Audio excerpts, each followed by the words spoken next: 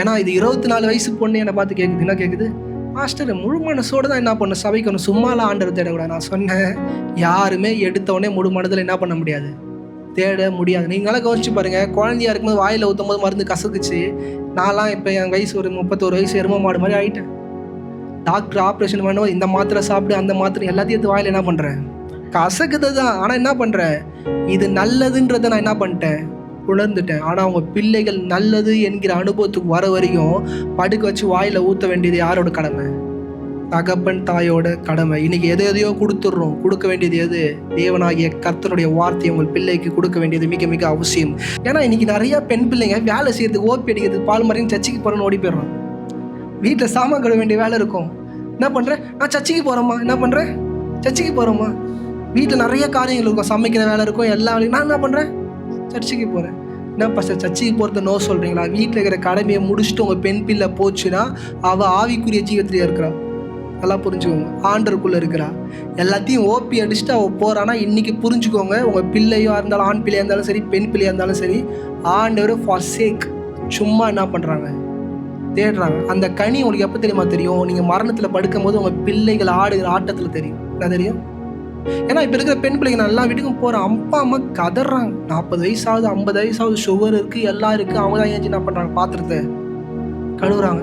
கேட்டால் சபையில் ஊழியம் பண்ணுறாங்க. என்ன பண்ணுறாங்களா, சில்ட்ரன்ஸ் மினிஸ்ட்ரி எடுக்கிறாங்களா.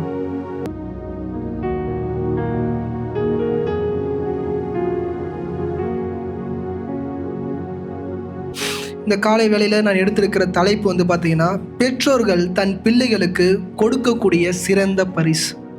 பெற்றோர்கள் தன் பிள்ளைகளுக்கு கொடுக்கக்கூடிய சிறந்த பரிசு. இன்னைக்கு இந்த உலகத்தில் வாழுகிற மனுஷர்கள் அநேகர் என்ன பண்ணுறாங்க, சில பரிசுகளை என்ன பண்ணுறாங்க, கொடுக்குறாங்க. பார்த்தீங்கன்னா ஒரு நகை, விலையேற பெற்ற நகைகளை என்ன பண்ணுறாங்க, தன் மனைவிக்கோ தன் பிள்ளைகளுக்கோ தன் கணவனுக்கோ என்ன பண்ணுறாங்க, கொடுக்குறாங்க. லக்ஸுரி கார், விலை உயர்ந்த கார் என்ன பண்ணுறாங்க, கிஃப்டாக தராங்க. ப்ரைவேட் ஜெட் அதை என்ன பண்ணுறாங்க, கிஃப்டாக தராங்க. டைமண்ட், இந்த கோஹினூர் டைமண்ட் அதை என்ன பண்ணுறாங்க, கிஃப்டாக கொடுக்குறாங்க. இந்த கிஃப்ட்டில் வந்து பார்த்தீங்கன்னா தாஜ்மஹால் என்ன பண்ணுது, அடங்குது. ஷாஜகான் தன் மனைவிக்காக கொடுத்த விலையேற பெற்ற கிஃப்ட் எதுனா தாஜ் மஹால். இன்னும் பார்த்தீங்கன்னா சில பேர் ஒரு படி இறங்கி போய் ஒரு ப்ரைவேட்டான ஒரு ஐலாண்ட், ஒரு தீவியை என்ன பண்ணுறாங்க, தன் குடும்பத்தில் இருக்கிற ஒரு நபருக்காக என்ன பண்ணுறாங்க, வாங்கி கொடுக்குறாங்க. இப்படி அநேக காரியங்கள் இந்த உலகத்தில் நீங்கள் காதால் என்ன பண்ண முடியும், கேள்விப்பட முடியும். ஆனால் இந்த காலை வேளையில் தேவனாகிய கர்த்தர் நம்மிடம் கேட்கிற ஒரே ஒரு காரியம், நீங்கள் எப்படிப்பட்ட பரிசை உங்கள் பிள்ளைகளுக்கு நீங்கள் தருகிறீர்கள், தரப்போகிறீர்கள். ஏன்னா இந்த இடத்துல பெற்றோர்களும் இருக்கிறீங்க, சில பேர் பெற்றோராக என்ன பண்ண போகிறீங்க, ஆக போகிறீங்க. ஏன்னா திருமணமாதவங்களும் என்ன பண்ணுறீங்க, இருக்கிறீங்க. இன்றைக்கி யாராக இருந்தாலும் கவனமாக கவனிங்க, எப்படிப்பட்ட பரிசை உங்கள் பிள்ளைகளுக்கு நீங்கள் தரப்போகிறீங்க. இன்றைக்கி ஒரு தகப்பன் தாய் திருமணம் ஆகிட்டு தன் மனைவி கன்சீவ் ஆகும்போது என்ன ஆகுறாங்க, தகப்பன் தாயா. அந்த குழந்தை பிறக்கிற அந்த மொமெண்டமில் யாருமே என்ன ஆகலை, தகப்பன் தாயாக ஆகலை. அந்த கரு அவங்க வயிற்றில் உருவாகும் போதே அவங்க என்ன ஆகுறாங்க, தகப்பன் தாயாக ஆகுறாங்க. அவங்க வாழ்க்கையில் இம்மட்டுமாய் ஓடின சில செயல்கள்லாம் விட்டுட்டு கொஞ்சம் கேர் எடுக்கிற காரியம் என்ன பண்ணும், உண்டாகும். தான் குடும்பம், தான் மனைவி, தான் குழந்தைன்ற அந்த அனுபவத்திற்குள்ளே ஆணும் சரி பெண்ணும் சரி கடந்து வருகிறது காரியம் உண்டு. நீங்கள் நல்லா பார்த்தீங்கன்னா அந்த பாசிட்டிவ்ன்ற அந்த டெஸ்ட்டு, அந்த ரிப்போர்ட்டை நம்ம பார்த்தோடனே ஒரு இருதயத்துக்குள்ளே ஒரு தெய்வீக ஒரு அன்பு, ஒரு தெய்வீக சந்தோஷம், இப்படிப்பட்ட காரியங்களை என்ன பண்ணும், உண்டாகும். குட் நியூஸ் அப்படி அநேக காரியங்கள் இப்படி இருக்கும். ஆனால் அந்த நாள், அந்த முதல் நாள் என்றைக்கு அந்த டெஸ்ட்டில் பாசிட்டிவ் நம்ம பார்த்தோமோ அந்த நாளில் இருந்தே we start planning about hospitals. எந்த ஹாஸ்பிட்டலில் பிரசவம் பார்க்கலான்றது என்ன பண்ணியிருப்போம், யோசிச்சிருப்போம். ஆனால் அது 10 மாதத்துக்கு அப்புறம் நடக்க போகிற காரியம். ஆனால் அதை பற்றி என்ன பண்ணுறோம், யோசிச்சிருவோம். அம்மா வீட்டில் பார்க்கலாமா இல்லை ஹஸ்பண்ட் வீட்டில் பார்க்கலாமா, இப்படி நிறைய குழப்பங்கள் மத்தியில் இதை பற்றி என்ன பண்ணுவோம், பேசிக்கொண்டே இருப்போம். ஏன், அந்த குழந்தை பிறந்துருச்சுன்னா அவ்வளோதான். ஏன்னா அந்த குழந்தை வயிற்றுக்குள்ளே இருக்கும் போதே ஜூஸ் கொடுக்கறது, ஆப்பிள் கொடுக்கறது, ஃப்ரூட்ஸ் கொடுக்கறது, இப்படி அநேக காரியங்கள் என்ன பண்ணுவோம், கொடுப்போம். யாருக்கு கொடுக்கணும், உள்ளே இருக்கிற பிள்ளை என்னவாக இருக்கணும், நல்லா இருக்கணும். அந்த கேரிங். ஏன்னா ஒரு குழந்தை நம்ம குடும்பத்துக்குள்ளே வருதுனாலே கேர் என்ன பண்ணிட்டோம், கேருனா பார்த்துக்கிறது என்ன பண்ணிட்டோம், உண்டாயிடும். அந்த குழந்தை பிறந்து பூமிக்கு வெளியே வந்த உடனே என்ன பண்ணுவோம், ஒரு புது ட்ரெஸ்ஸை வாங்கி என்ன பண்ணுவோம், அந்த குழந்தைக்கு போட்டு அழகு பார்ப்போம். சூப்பராக இருக்கிறான், சூப்பராக அழகாக இருக்குது, இந்த ஷூ, குட்டி ஷூ எப்படி இருக்குது, சூப்பராக இருக்குது. செயின் என்ன பண்ணுவோம், வாங்கி தங்கத்தில் போடுவோம். காலில் என்ன பண்ணுவோம், கொலுசு போடுவோம். இப்படி இங்கே ஒரு பொட்டு, இங்கே ஒரு பொட்டுலாம் வச்சு என்ன பண்ணுவோம், மை தீட்டி அந்த பிள்ளையை ரொம்ப அழகு பார்ப்போம். இது எல்லாமே ஒரு தகப்பன் தாயா, இன்னைக்கு தகப்பன் தாய் மட்டும் அதை கொடுக்கறது இல்லை, தாத்தா பாட்டியாக இங்கே அமர்ந்துருக்கிற நீங்களும் என்ன பண்ணுறீங்க, இதை கொடுக்குறீங்க. அந்த பிள்ளையை பார்த்து பார்த்து விஷயங்கள் என்ன பண்ணுறீங்க, கொடுக்குறீங்க. ஆனால் கொஞ்சம் கவனமாக யோசிச்சு பாருங்க, அந்த பிள்ளை இதெல்லாம் கேட்டுச்சா? ஆனால் நம்ம என்ன பண்ணுறோம், பிள்ளை கேட்கவே இல்லை, ஆனால் என்ன பண்ணுறோம், கொடுக்குறோம். மருந்து வாயில் வச்சு பாலாட வச்சு என்ன பண்ணுறோம், ஊற்றுறோம். அந்த பிள்ளைக்கு பிடிக்குமான்னு கேட்டால் அந்த பிள்ளைக்கு என்ன பண்ணாது, பிடிக்காது. ஆனால் நம்ம என்ன பண்ணுறோம், ஊற்றுறோம். அழுதாலும் பரவாயில்லன்னு மூக்கு பிடிச்சி வாயில் என்ன பண்ணுறோம், ஊதியாது மருந்தை வெளில தொல்றோம். இன்னைக்கு புரிஞ்சுக்கோங்க, ஒரு பிள்ளை பிறக்கும் போது இப்படிப்பட்ட தகப்பன் தாயாக தான் நீங்கள் இருந்தீங்க. எப்படிப்பட்ட தகப்பன் தாயாக இருந்தீங்க? பிள்ளைக்கு பிடிக்கல, என்னது பிடிக்கல, ட்ரெஸ்ஸு பிடிக்கல, போட்டுக்க ட்ரெஸ் என்ன பண்ணல, பிடிக்கல. நீங்கள் ஒரு ட்ரெஸ்ஸை போட்டு அடுத்த ட்ரெஸ்ஸு மாற்றி பாருங்கள். அந்த ஃபோட்டோ ஷூட்லாம் எடுக்கும்போது அந்த பிறந்த நாள் வரும்போது வேறு ட்ரெஸ்ஸு மாத்திரம் அந்த குழந்தைக்கு சுத்தமாக என்ன பண்ணாது. ஆனால் அம்மா அப்பாவுக்கு இந்த ட்ரெஸ்ஸு போட்டு என் பிள்ளை என்ன பண்ணிடணும், ஃபோட்டோ. என் பிள்ளைக்கு பிடிக்குதோ பிடிக்கலையோன்றது கிடையாது, இது என் பிள்ளைக்கு என்ன இருக்கும், அழகாக இருக்கும். ஆனால் அந்த பிள்ளைகிட்ட போய் கேட்டு பாருங்கள், அதோட இருதயத்துக்குள்ள என்ன திரும்ப இருக்கும், நான் கேட்டேனா, நான் என்ன பண்ணேன், கேட்டேனா. அவன் பெருசாகிட்டு சொல்லுவான், நான் சைக்கிள் கேட்குறேன், பைக்கு கேட்குறேன், கார் கேட்குறேன், இதெல்லாம் வாங்கி தர மாட்டீங்க. அந்த சின்ன வயசில் ஷூ எடுத்து போட்டு விட்டுக்கிறீங்க, கோல்ஸ் எடுத்து போட்டுக்கிறீங்க, செயின் எடுத்து போட்டுக்கிறீங்க. குழந்தை பிறந்தோடனே ஏசி வாங்குவாங்க. எனக்கு தெரிஞ்ச ஒரு பாஸ்டர், குழந்தை பிறந்துருச்சு பா ஏசி, என்ன பண்ணுவோம், கல்யாணம் பண்ணும்போது ஒய்ஃபுக்கு ஏசி போடல, குழந்தை பிறந்தோடனே யாருக்கு ஏசி. இது தப்பு கிடையாது, எல்லாருமே they are celebrating their childrens. ஆனால் ஒன்று புரிஞ்சுக்கோங்க, இது எல்லாம் பிள்ளை கேட்டுச்சான்னா இல்லை, இதையெல்லாம் பிள்ளை கேட்டுச்சான்னு கேட்டால் இல்லை. ஆனால் இது எல்லாத்தையும் ஒரு தகப்பன் தாயாக நீங்கள் என்ன பண்ணுறீங்க, கொடுக்குறீங்க. இந்த காலை வேளையில் இங்கே 2 தரப்பினரும் இருக்கிறீங்க, பிள்ளைகளும் இருக்கிறீங்க, பெற்றவங்களும் இருக்கிறீங்க. நீங்கள் பெற்றவங்களாக இருப்பீங்கன்னா உங்கள் இருதயத்தை தொட்டு நீங்கள் யோசிச்சு பாருங்கள், உங்கள் பிள்ளைக்கு இம்மட்டுமாய் நீங்கள் கொடுத்த சிறந்த பரிசு எது? இப்போ நீங்கள் பிள்ளையாக இருப்பீங்கன்னா நான் கேட்குறேன், உங்கள் தகப்பன் தாய்கிட்ட இருந்து நீங்கள் பெற்றுக்கொண்ட சிறந்த பரிசு எது? என்ன பாஸ்டர், எங்கள் அப்பா எவ்வளவோ செஞ்சுருக்கிறார், எங்கள் அம்மா எனக்கு எவ்வளவோ செஞ்சுருக்கிறேன், நான் என் பிள்ளைக்கு எவ்வளவோ செஞ்சுருக்கிறேன். நீங்கள் இப்படி நிறையா காரியங்களை பற்றி யோசிக்கலாம். ஆனால் ஈஸியாக தெரியும், பாஸ்டராக இங்கே நின்று நான் பேச போகிறேன், என்னத்தை பேச போகிறேன்னு உங்களுக்கு எல்லாருக்குமே என்ன பண்ணும், இயேசுவை கொடுத்தீங்களா, ஆண்டோட வார்த்தையை கொடுத்தீங்களா தான் பாஸ்டர் நீங்கள் சொல்ல போகிறீங்கன்னு நீங்கள் நினைப்பீங்க. எஸ், அஃப்கோர்ஸ் டுடே ஆண்டோடைய வார்த்தையை நீங்கள் என்ன பண்ணீங்க, உங்கள் பிள்ளைகளுக்கு கொடுத்தீங்களா? ஏன்னா இன்றைக்கி ஒரு வீட்டுக்கு நான் போனேன், கிட்டத்தட்ட ஒரு 24 வயசுக்கிட்ட இருக்கும். அவங்க என்னை கேட்குறாங்க, ப்ரேயர்லாம் முடிஞ்சோடனே டவுட் கேட்குறாங்க, பாஸ்டர் இது மாதிரி முழு மனதோடு தானே சபைக்கு வரணும், எப்படி வரணுமா சபைக்கு? முழு மனதோடு தான் என்ன பண்ணணுமா சபைக்கு வரணும். இந்த கம்பல் பண்ணி கூப்பிட்றாங்களே பாஸ்டர், இது ரைட்டா? என்னது கம்பல் பண்ணி கூப்பிட்றாங்களே, இது ரைட்டா? இப்படி யாராச்சும் உங்களை கேள்வி கேட்டால் நீங்கள் என்ன சொல்வீங்க? கேட்குறாங்க, ரொம்ப நாலேஜாக ரொம்ப அழகாக என்ன பண்ணுறாங்க, என்னை கேட்குறாங்க. அவங்க குடும்பத்தில் இருக்கிறவங்களுக்கு அதை என்ன பண்ண முடியல, மனசு இல்லை, அதை சொல்ல அவங்களுக்கு என்ன பண்ணல தெரியல. ஏன்னா வசனம் இருக்குது, முழு மனதோட என்ன பண்ணணும், ஆண்டவரை தேடணும். அறகுறையாக மனசு இல்லாத என்ன பண்ணக்கூடாது, ஆண்டவரை தேடக்கூடாது. இன்றைக்கி அவங்க கேட்குறாங்க, எனக்கு முழு மனதாக இல்லை சபைக்கு வர, ஆனால் என்னை தொல்லை பண்ணுறாங்க, சபைக்கு வர என்ன பண்ணுறாங்க, தொல்லை பண்ணுறாங்க. இன்றைக்கி சொல்கிறேன், உங்கள் பிள்ளை பிறக்கும் போது வாயில் நீங்கள் ஊற்றுற மருந்து உங்கள் பிள்ளைக்கு என்ன பண்ணாது, பிடிக்காது. என்னது வாயை திணிச்சு என்ன பண்ணுறீங்க, ஊற்றுறீங்க. சபைக்குள்ளேயும் சபைக்கு நீங்கள் உள்ள உங்கள் பிள்ளைகளை உட்கார வைக்கிறதும் அப்படிப்பட்ட அனுபவத்தை தான் என்ன பண்ணணும், இருக்கணும். அது அந்த பிள்ளைக்கு தெரியாது, நல்லது இல்லைன்னு தான் நினைக்கும். மருந்து வாயில் போட்டோன்னா அது எப்படி இருக்கும், சபைக்குள்ளே வந்து உட்காந்த முதல் நாள் எப்படி இருக்கும், கசக்கும். எப்படி கசக்கும்னா பாவக்காய் கசப்பு கசக்கும். ஏன்னா இது 24 வயசு பொண்ணு என்னை பார்த்து கேட்குது, என்ன கேட்குது, மாஸ்டர் முழு மனசோடு தான் என்ன பண்ணணும் சபைக்கு வரணும், சும்மாலாம் ஆண்டவர் தேடக்கூடாது. நான் சொன்னேன், யாருமே எடுத்தோடனே முழு மனதில் என்ன பண்ண முடியாது, தேட முடியாது. நீங்களாம் கவனிச்சு பாருங்கள், குழந்தையா இருக்கும்போது வாயில் ஊற்றும் போது மருந்து கசக்குச்சு. நான்லாம் இப்போ என் வயசு ஒரு 31 வயசு, எரும மாடு மாதிரி ஆகிட்டேன். டாக்டர் ஆப்ரேஷன் பண்ணுவோம், இந்த மாத்திரை சாப்பிடு அந்த மாத்திரை எல்லாத்தையும் எடுத்து வாயில் என்ன பண்ணுறேன், கசக்குது தான். ஆனால் என்ன பண்ணுறேன், இது நல்லதுன்றதை நான் என்ன பண்ணிட்டேன், உணர்ந்துட்டேன். ஆனால் அவங்க பிள்ளைகள் நல்லது என்கிற அனுபவத்துக்கு வர வரைக்கும் படுக்க வச்சு வாயில் ஊற்ற வேண்டியது யாரோட கடமை, தகப்பன் தாயோட கடமை. இன்னைக்கு எதையோ கொடுத்துட்றோம், கொடுக்க வேண்டியது எது, தேவனாகிய கர்த்தருடைய வார்த்தையை உங்கள் பிள்ளைக்கு கொடுக்க வேண்டியது மிக மிக அவசியம். ஏன்னா இந்த உலகத்தில் நிறைய நல்ல காரியங்கள் இருக்குது, ஆனால் எது முதன்மையாய் வரணும் என்பதை நீங்கள் தான் என்ன பண்ணணும், முடிவு பண்ணணும். ஜபம் ஃபஸ்ட்டு வரணுமா, பைபிள் ஃபஸ்ட்டு வரணுமா, பாஸ்டர் ஃபஸ்ட்டு வரணுமா, ஆண்டவர் ஃபஸ்ட்டு வரணுமான்னு யாரும் முடிவு பண்ணணும். ஜாலியாக என் கூட சிந்திச்சுக்கிட்டே என்ன பண்ணுங்கள், ஜாலியாக பைபிள் வாசிக்கலாம். லூக்காவின் புஸ்தகம் 10வது அதிகாரம் 38 40. லூக்கா 10வது அதிகாரம் 38 40.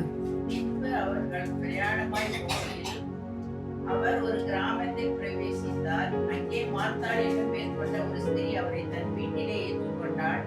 அவளுக்கு மரியாள் எனப்பட்ட ஒரு சகோதரி இருந்தாள். அவள் இயேசுவின் பாதத்தருகே உட்கார்ந்து அவருடைய வசனத்தை கேட்டுக்கொண்டிருந்தாள். மார்த்தாளோ பற்பல வேலைகளை செய்வதில் மிகவும் வருத்தமடைந்து அவரிடத்தில் வந்து, ஆண்டவரே, நான் தனியே வேலை செய்யும்படி என் சகோதரி என்னை விட்டு வந்திருக்கிறதை குறித்து உமக்கு கவலை இல்லையா?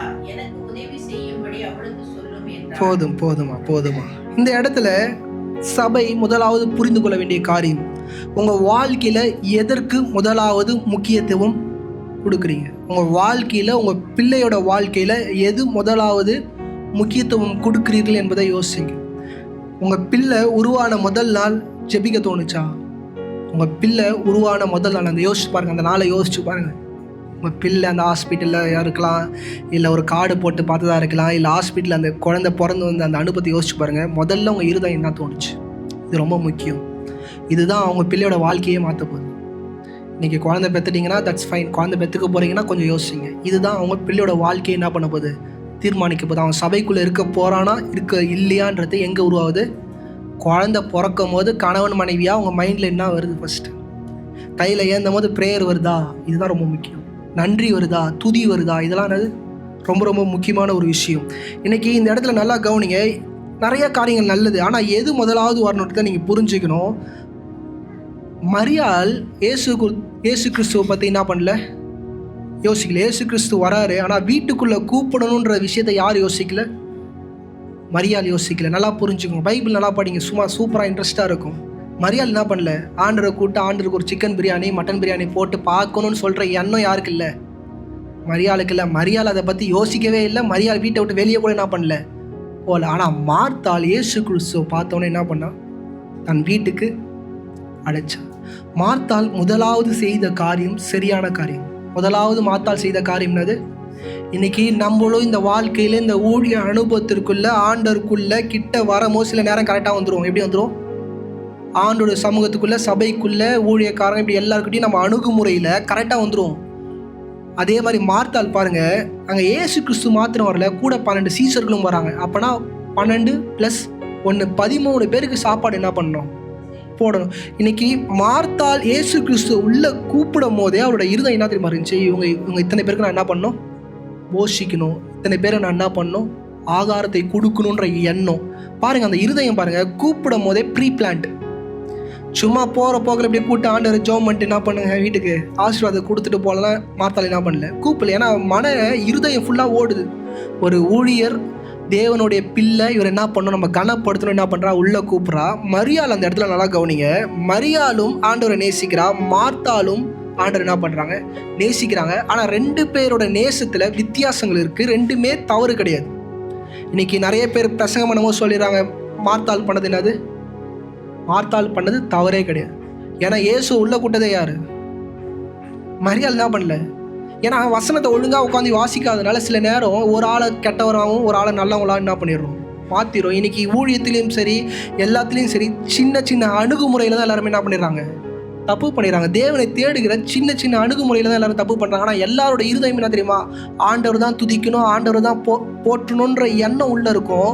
ஆனால் வழிபாடில் என்ன பண்ணுறாங்க, தவறு பண்ணுறாங்க. அந்த தவறை தேவனாகிய கர்த்தர் கண்டிக்கிறார். இந்த சபையில் நான் அடிக்கடி நான் சொல்லுகிற காரியம் தான், ஆண்டரை மட்டும் பிடிங்க, ஆண்டரை மட்டும் பிடிங்க. ஏன் ஸ்ட்ராங்காக இதை சொல்கிறேன்னா, மனுஷனை பிடிக்கும் போது லைட்டாக டிவியேட் ஆகிடும். மனுஷனோட வார்த்தையை பிடிக்கும்போது நம்ம டிவியேட் ஆகிடும். நல்லா கவனிங்க. உள்ள கூட்ட இருதயம் நல்ல இருதயம். ஆனால் இந்த இடத்துல இருதயம் எப்படி ஆயிடுச்சுன்னா, 40 வசனம் வாசிங்கம்மா.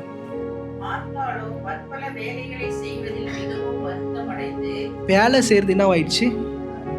இப்போ அவளுக்கு 12 சீசர்களுக்கும் இயேசு கிறிஸ்துக்கும் வேலை செய்யறது அவளுக்கு பிரச்சனை இல்லை. ஏன்னா அவள் அதெல்லாம் தெரிஞ்சுதான் அவளை என்ன பண்ணான், கூப்பிட்டா. ஆனால் இப்போ அவளுக்கு பிரச்சனை என்னன்னா, தங்கச்சி இப்போ எங்கே உட்காந்துட்டா, ஒரு வேலையும் செய்யாமல் ஆண்டவர்கிட்ட என்ன பண்ணிட்டா, போய் உட்காந்துட்டா. இதுதான் பிரச்சனை. இன்னைக்கு எது முதலாவது இடத்துக்கு வரணுமோ அந்த இடத்துக்குள்ளே நீங்கள் இருந்தீங்கன்னா உங்களுக்கு இப்படி தேவையில்லாத பிரச்சனை என்ன பண்ணுது, வராது. இவன் அழகாக போய் இவளும் ஆண்டரோட பாதத்தில் உட்கார்ந்துருந்து ஜபத்தெல்லாம் முடிச்சுட்டு ரிட்டன் 2 பேரும் என்ன பண்ணியிருக்கலாம், போய் சமைச்சிருக்கலாம். ஆண்டவர் ஒரு 10 நிமிஷம் உட்காருங்க ஆண்டவரேன்னு சொன்னால் ஆண்டவர் என்ன பண்ணுவார், பெரிய பெரிய ஊழியக்காரங்க தான் என்ன பண்ண மாட்டாங்க, உட்கார மாட்டாங்க. ஆண்டவர் என்ன பண்ணுவார், உட்காந்து நைட்டு தங்கிட்டே என்ன பண்ணுவார், வீட்டில் போவார். பாஸ்டர்ஸ் தான் இப்போ கூட்டம் என்ன பண்ண மாட்டாங்க, வர மாட்றாங்க. அந்த வசனம் படிங்க. மார்த்தாள் பற்பல வேலைகளை செய்வதில் மிகவும் வருத்தமடைந்து ம் அவரிடத்தில் வந்து, ம் ஆண்டவரே, ம் நான் தனியே வேலை செய்யும்படி ம் என் சகோதரி என்னை விட்டு வந்திருக்கிறதை குறித்து ம் உமக்கு கவலை இல்லையா? நல்லா கவனிங்க. நம்ம வாழ்க்கையில் அநேக நேரம் ஆண்டவரை நேசிக்கும் போது, ஆண்டவரை தேடும் போது இப்படிப்பட்ட அனுபவத்துக்குள்ள மாறிடும். விருப்பப்பட்டு கூட்டது யாரு? மார்த்தாள். இப்ப அவ செய்கிற வேலை, ஆண்டவருக்கு செய்கிற ஊழியமே என்ன ஆயிடுச்சு? கஷ்டமாயிடுச்சு. இன்னைக்கு அநேக ஊழியக்காரங்க ஏன் ஊழியத்தை கஷ்டம் பாடு சாட்சி சொல்லும்போது ரொம்ப கஷ்டத்தில் வந்து நான் எனக்கு அப்படி சிரிப்பு வரும். தெரிஞ்சுதானே உள்ளே வந்தோம், அப்புறம் என்ன பாடு, சாப்பிட கஷ்டப்பட்டேன், என் குழந்தைக்கு என்ன இல்லை, பால் இல்லை, இப்படிலாம் சொல்லும் போது இட்ஸ் ஓகே, நான் ஓகேன்னு அது தப்பு நான் சொல்ல முடியாது. ஆனால் அது ஒரு வகையான தப்பு. அதை க்ளோரிஃபை பண்ண ஒன்றுமே கிடையாது. ஒரு ஊழியக்காரன் அதை க்ளோரிஃபை பண்ண ஒன்றுமே கிடையாது. ஒரு தொழில் ஆரம்பிக்கிறோம், சும்மா சொல்கிறோம், ஒரு கம்பெனி ஆரம்பிக்கிறோன்னா அது லாட் ஆஃப் ஸ்ட்ரகிள்ஸ். உலகத்தில் இருக்கிற மனுஷனுக்கே ஸ்ட்ரகிள்ஸ். அப்போ ஊழியத்தில் அந்த ஸ்ட்ரகிள் இருக்கும் தான். அதெல்லாம் தெரிஞ்சுதான் என்ன பண்ணுறோம், உள்ளே வரோம். இன்றைக்கும் ரட்சிக்கப்பட்டு இங்கே சபைக்குள்ளே அமர்ந்திருக்கிறவங்க எல்லாருக்கும் பிரச்சனை உண்டு, போராட்டம் உண்டு.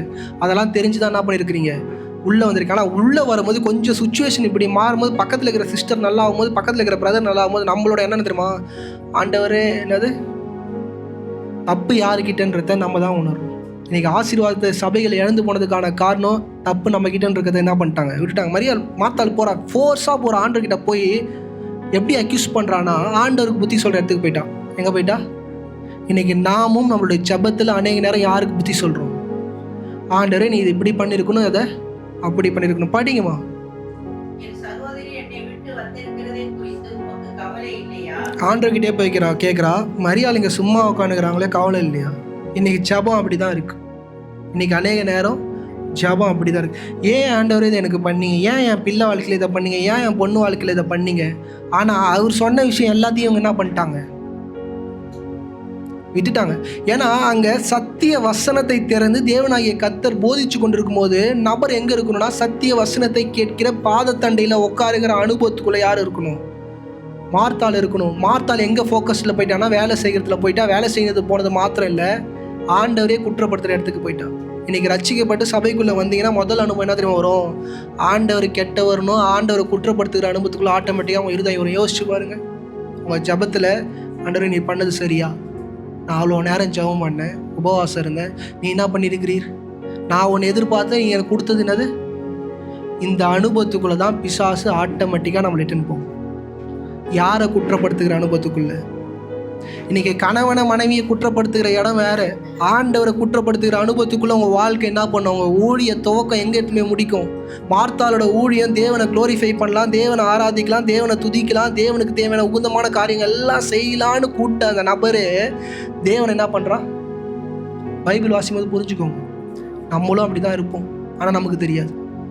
ஏன்னா மார்த்தாளுக்கு அங்க இயேசு கிறிஸ்து என்ன பண்ணிட்டாரு, நீ பண்ணது தப்புமான்றது என்ன பண்ணிட்டாரு, சொல்லிட்டாரு. இப்போ உங்களுக்கும் எனக்கும் சொல்ல யாருமே இல்லை, அதனால நான் பண்ணுறதெல்லாம் ரைட்டு, நான் பண்ணுற ஜபம்லாம் ரைட்டு, நான் துதிக்கிற துதியெல்லாம் ரைட்டு. படிங்கம்மா. என் சகோதரி என்னை விட்டு வந்திருக்கிறதை குறித்து உமக்கு கவலை இல்லையா? எனக்கு உதவி செய்யும்படி அவளுக்கு சொல்லும் என்றாள். நல்லா கவனிங்க, ஆண்டவர் கேட்டாரா? அவர் பாட்னு ரோட்டில் என்ன பண்ணாரு, 12 பேரை கூட்டின்னு போனார். இவங்க ரட்சிக்கப்பட்ட குடும்பம், ஆண்டவர் அறிஞ்ச குடும்பம். இன்னைக்கு பிரச்சனை எங்கே தெரியுமா, ஆண்டவர் நல்லா அறிஞ்ச குடும்பத்துக்குள்ள தானே அது. வேலியில் போன ஓனானை இழுத்து வீட்டுக்குள்ளே விட்டது யாரு, ஆண்டவர். ஓனான்னு சொல்லி தப்பா நீங்கள் பழமொழி, சாரி. சும்மா ஆண்டவர் வெளியே போனார், போன ஆளை கூட்டு உள்ளே உட்கார வச்சு அக்காவும் தங்கச்சி என்ன பண்ணுறாங்க, ஆச்சிக்கிறாங்க. நம்ம அப்படி தான், மாமியார் மருமக எல்லாருக்கும் புள்ளியும் இப்படி தான் நடக்குது. ரொம்ப கவனமாய் காரியங்களை செய்ய வேண்டியது மிக மிக அவசியம். ஏன்னா ஆண்டவர் அந்த இடத்துல நின்று அவர் யோசிச்சு பாருங்க, அவரோட நிலையை. நான் கேட்டேன்னா, நீ அவிச்சு வச்ச உருளைக்கிழங்கும் நீ அவிச்சு வச்ச சிக்கனும் நான் கேட்டேன்னா, நான் அப்படியே போயிருந்தா ஒரு 100 பேருக்கு என்ன பண்ணியிருப்பேன், சூஷியம் சொல்லியிருப்பேன். ஏதோ என்னை விரும்பி கூட்டியேன்னு சொல்லிட்டு நான் என்ன பண்ணேன், வீட்டுக்குள்ளே வந்தேன். ஆகாரம் செய்யறியேன்னு சொன்னதுக்கு ஊன்னு சொன்னேன். ஆகாரம் செய்ய சொன்னால் என்ன பண்ணுறேன், பஞ்சாயத்துக்குள்ளே இழுத்து விட்டேன். தங்கச்சிக்கும் அக்கா சண்டைக்குள்ளே குறுக்கில் போனால் என்ன ஆகணும் உங்களுக்கு தெரியுமான்னு தெரியல, எனக்கு நல்லா தெரியும். அக்காவும் தங்கச்சும் சண்டை போடும் போது குறுக்கில் போய் பாருங்கள். இல்லைனா அண்ணன் தங்கச்சி இப்படி வீட்டில் உங்களுக்கு தான் தெரியுமே, எல்லாரும் ஆண் பிள்ளை பெண் பிள்ளை பெற்று வச்சு 2 பேரும் அடிச்சுக்கும் போது குறுக்கில் போகலாம். ஒரு பிஸ்கெட் பாக்கெட்டை வச்சு நீங்கள் சண்டை போடும் போது குறுக்கில் போங்க, யாருக்கு கொடுப்பீங்க?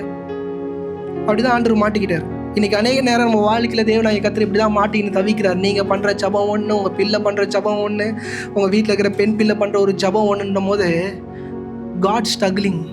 கடவுள் என்ன பண்ணுறாரு? கஷ்டப்படுறாரு. இது வரைக்கும் இந்த வசனத்தை படிக்கும்போது இப்படிலாம் யோசிச்சிங்களான்னு கேட்டால் யோசிச்சிருக்க மாட்டீங்க. இந்த அளவுக்கு பைபிள் படிக்கும்போது நீங்கள் யோசிக்க வேண்டியது மிக மிக அவசியம். ஏன் பைபிள் நம்ம இது மாதிரி படிக்க மாட்டோம்? நான் அடிக்கடி என் சபைக்கு, என் மனைவிக்கு, என்னை சுற்றி நான் சொல்கிறேன், இந்த அளவுக்கு உட்காந்து யோசிங்க. இந்த வசனத்தை நான் திருப்பி எடுத்து தானிச்சாலும் அநேக காரியங்களை தேவனாகிய கர்த்தர் என்ன பண்ணுவார்? வெளிப்படுத்திக்கிட்டே இருப்பார். படிங்கம்மா. இயேசு அவளுக்கு பிரதியுத்தரமாக, மார்த்தாளே, மார்த்தாளே, நீ அநேக காரியங்களை குறித்து கவலைப்பட்டு கலங்குகிறாய். என்ன காரியம்? ஒரே ஒரு காரியம்தான். என்ன காரியம்? சாப்பாடு செய்யணும். ஆனால் ஆண்டவர் சொல்லிட்டாரு அநேக. இன்னைக்கு சில நேரம் ஒரு குறைய வச்சு நீங்கள் ஆண்டவர்கிட்ட நிற்கிறீங்கன்னு நினைக்கிறீங்க. இல்லை, உன் இருதயத்துக்குள்ளே 1008 குறை இருக்குது. உன் சிந்தைக்கு வரலனால தான் அது ஏதோ குழப்பி ஆண்டவர்கிட்ட போய் என்ன பண்ணுறீங்க? அழுவுறீங்க. முதல்ல புரிஞ்சுக்கோங்க, நம்ம குடும்பத்துக்குள்ளே இருக்கிற பிரச்சனை, போராட்டத்துக்கு கரெக்டான தீர்வு எங்கே இருக்குன்னா நம்மக்கிட்ட தான் இருக்குது. எங்கே இருக்குது? நம்மக்கிட்ட தான் இருக்குது. நம்ம என்ன நினைக்கிறோம்? அநேக நேரம் நம்மளோட லைஃப் பார்ட்னரை, நம்ம அம்மாவை, நம்ம அப்பாவெல்லாம் கரெக்ட் பண்ணோம், சுற்றிக்கிறோம் எல்லாத்தையும் கரெக்டானா நம்ம என்ன ஆகிடும்? நம்ம குடும்பம் கரெக்டாக நமக்கு ஏற்ற மாதிரி செட் ஆகிடும். இல்லை, நம்ம முதல்ல செட் ஆகணும். இது கூட குடும்பத்தோட செட் ஆக வேண்டியது அவசியம். படிங்கம்மா. என்னது? நம்ம வாழ்க்கையில் நம்ம போராட்டங்கள், பிரச்சனைகள், அழுத்தம், கவலைகள் எல்லாம் மாறுறதுக்கு தேவையான காரியம் என்னது? ஒன்றே ஒன்று தான். ஆனால் நம்ம என்ன பண்ணுறோம்? ஏதோ யோசிக்கிறோம். இப்படி நடந்துட்டா நல்லா இருக்குமா, அப்படி நடந்துட்டா நல்லா இருக்குமா? ஆண்டவரே செய்யும் செய்யும் செய்யும் செய்யும். படிங்கம்மா. மரியாள் என்னங்க பண்ணா? இதை சொன்ன உடனே நமக்கு வயிறு நல்லா சும்மா கழுத வந்து உங்கள் பாது கீழே உட்காந்து நல்ல பேர் எடுத்துச்சு. நான் இங்கே உட்காந்து அவ்வளோ வெங்காயம் எரிஞ்சேன், கண்ணு எரிஞ்சு போட்டேன். இப்படி தான் நம்மளோட இருது. எதை எப்போ பண்ணணும், எப்படி பண்ணணுன்றத என்ன பண்ணணும்? கரெக்டாக பண்ணணும். இன்றைக்கி நிறைய நேரம் யோசிப்பேன், ஆண்டவரை நிஜமாலே மரியாதை இதை தெரிஞ்சு தான் உட்காந்தானா? ஏன்னா இன்றைக்கி நிறையா பெண் பிள்ளைங்க வேலை செய்யறதுக்கு, ஓப்பி அடிக்கிறதுக்கு, பால் மறின்னு சர்ச்சைக்கு போகிறோன்னு ஓடி போயிடுவாங்க. வீட்டில் சாமான் கழுவ வேண்டிய வேலை இருக்கும். என்ன பண்ணுறேன்? நான் சர்ச்சைக்கு போகிறேம்மா. என்ன பண்ணுறேன்? சர்ச்சைக்கு போகிறோம்மா. வீட்டில் நிறைய காரியங்கள் இருக்கும், சமைக்கிற வேலை இருக்கும், எல்லா வேலையும். நான் என்ன பண்ணுறேன்? சர்ச்சைக்கு போகிறேன். என்ன பாஸ்டர் சர்ச்சைக்கு போகிறது நோ சொல்கிறீங்களா? வீட்டில் இருக்கிற கடமையை முடிச்சுட்டு உங்கள் பெண் பிள்ளை போச்சுன்னா அவள் ஆவிக்குரிய ஜீவத்திலே இருக்கிறா. நல்லா புரிஞ்சுக்கோங்க. ஆண்டருக்குள்ளே இருக்கிறா. எல்லாத்தையும் ஓப்பி அடிச்சுட்டு அவள் போகிறான்னா இன்றைக்கி புரிஞ்சுக்கோங்க, உங்கள் பிள்ளையோ இருந்தாலும், ஆண் பிள்ளையாக இருந்தாலும் சரி, பெண் பிள்ளையாக இருந்தாலும் சரி, ஆண்டவர் ஃபார் சேக் சும்மா என்ன பண்ணுறாங்க? தேடுறாங்க. அந்த கனி உங்களுக்கு எப்போ தெரியுமா தெரியும்? நீங்கள் மரணத்தில் படுக்கும் போது உங்கள் பிள்ளைகள் ஆடுகிற ஆட்டத்தில் தெரியும். என்ன தெரியும்? ஆண்டவர் உண்மையாலே அவங்க பிடிக்கலன்றது எப்போ தெரியும்னா, நீங்கள் படுத்துட்டீங்க பாருங்க, உங்கள் பலன் குறுக்குது பாருங்க, அப்போ தான் என்ன பண்ணும் தெரியும். அது வரைக்கும் உங்களுடைய முகத்திற்காக வேஷத்தை என்ன பண்ணுவாங்க கூட. நான் ரொம்ப நேரம் உட்காந்து யோசித்தேன், உண்மையாலே மரியாள் ஆண்டவர் பக்கத்தில் போய் உட்காந்தது உண்மையா? நான் இப்படிலாம் யோசிப்பேன். ஏன்னா இப்போ இருக்கிற பெண் பிள்ளைங்க நல்லா வீட்டுக்கும் போகிற அப்பா அம்மா கதறாங்க. 40 வயசாகுது, 50 வயசாகுது, சுகர் இருக்குது, எல்லாம் இருக்குது. அவங்க தான் ஏஞ்சி என்ன பண்ணுறாங்க? பாத்திரத்தை கழுவுறாங்க. கேட்டால் சபையில் ஊழியம் பண்ணுறாங்க. என்ன பண்ணுறாங்களா? Children's ministry எடுக்கிறாங்களாம்.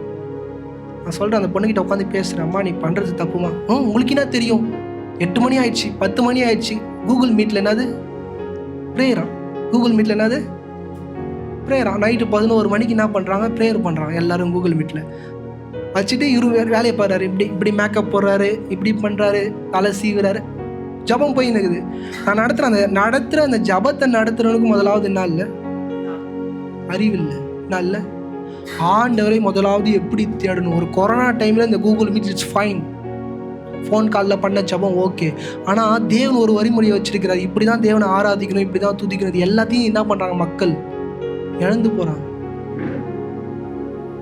அம்மா சொல்கிற வேலையை விட்டு கூகுள் மீட்டில் வச்சுன்னு ப்ரேயர், எப்படி பெட்டில் இப்படி சாஞ்சிக்கிட்டு, இப்படி பெட்டில்.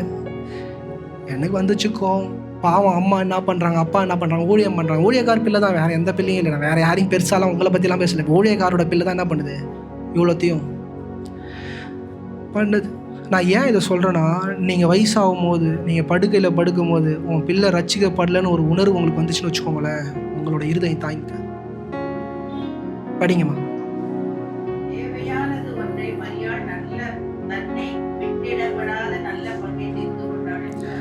தன்னை விட்டு எடுபடாத நல்ல பங்குனா நம்ம வாழ்க்கையில் கடைசி வரைக்கும் நம்ம கூட வர போகிறது தேவனாகிய கர்த்தர் மாத்திரம்தான். அல்லேலூயா. நல்லா புரிஞ்சுக்கோங்க. இந்த பூமிக்குள்ளே நீங்கள் வரும்போது ஒன்றுமே இல்லாமல் வந்தீங்க, திருப்பி மரண படுக்கையில் படுக்கும் போது ஒன்றுமே இல்லாமல் போவீங்க. ஆனால் எல்லாரும் சொல்லுவாங்க, படுக்கும் போது என்ன இல்லை?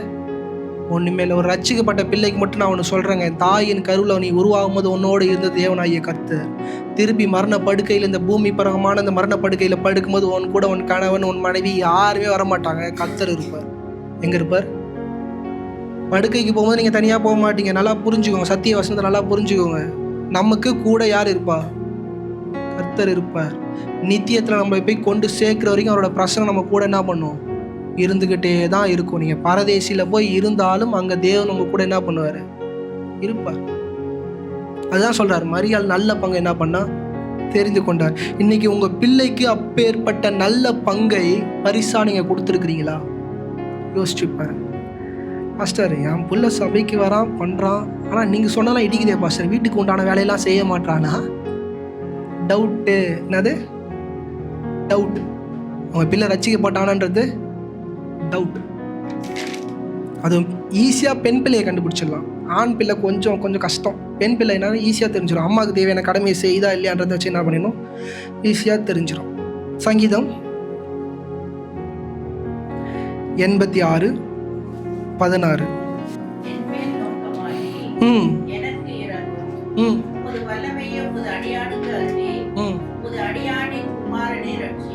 யாரோட குமாரன்?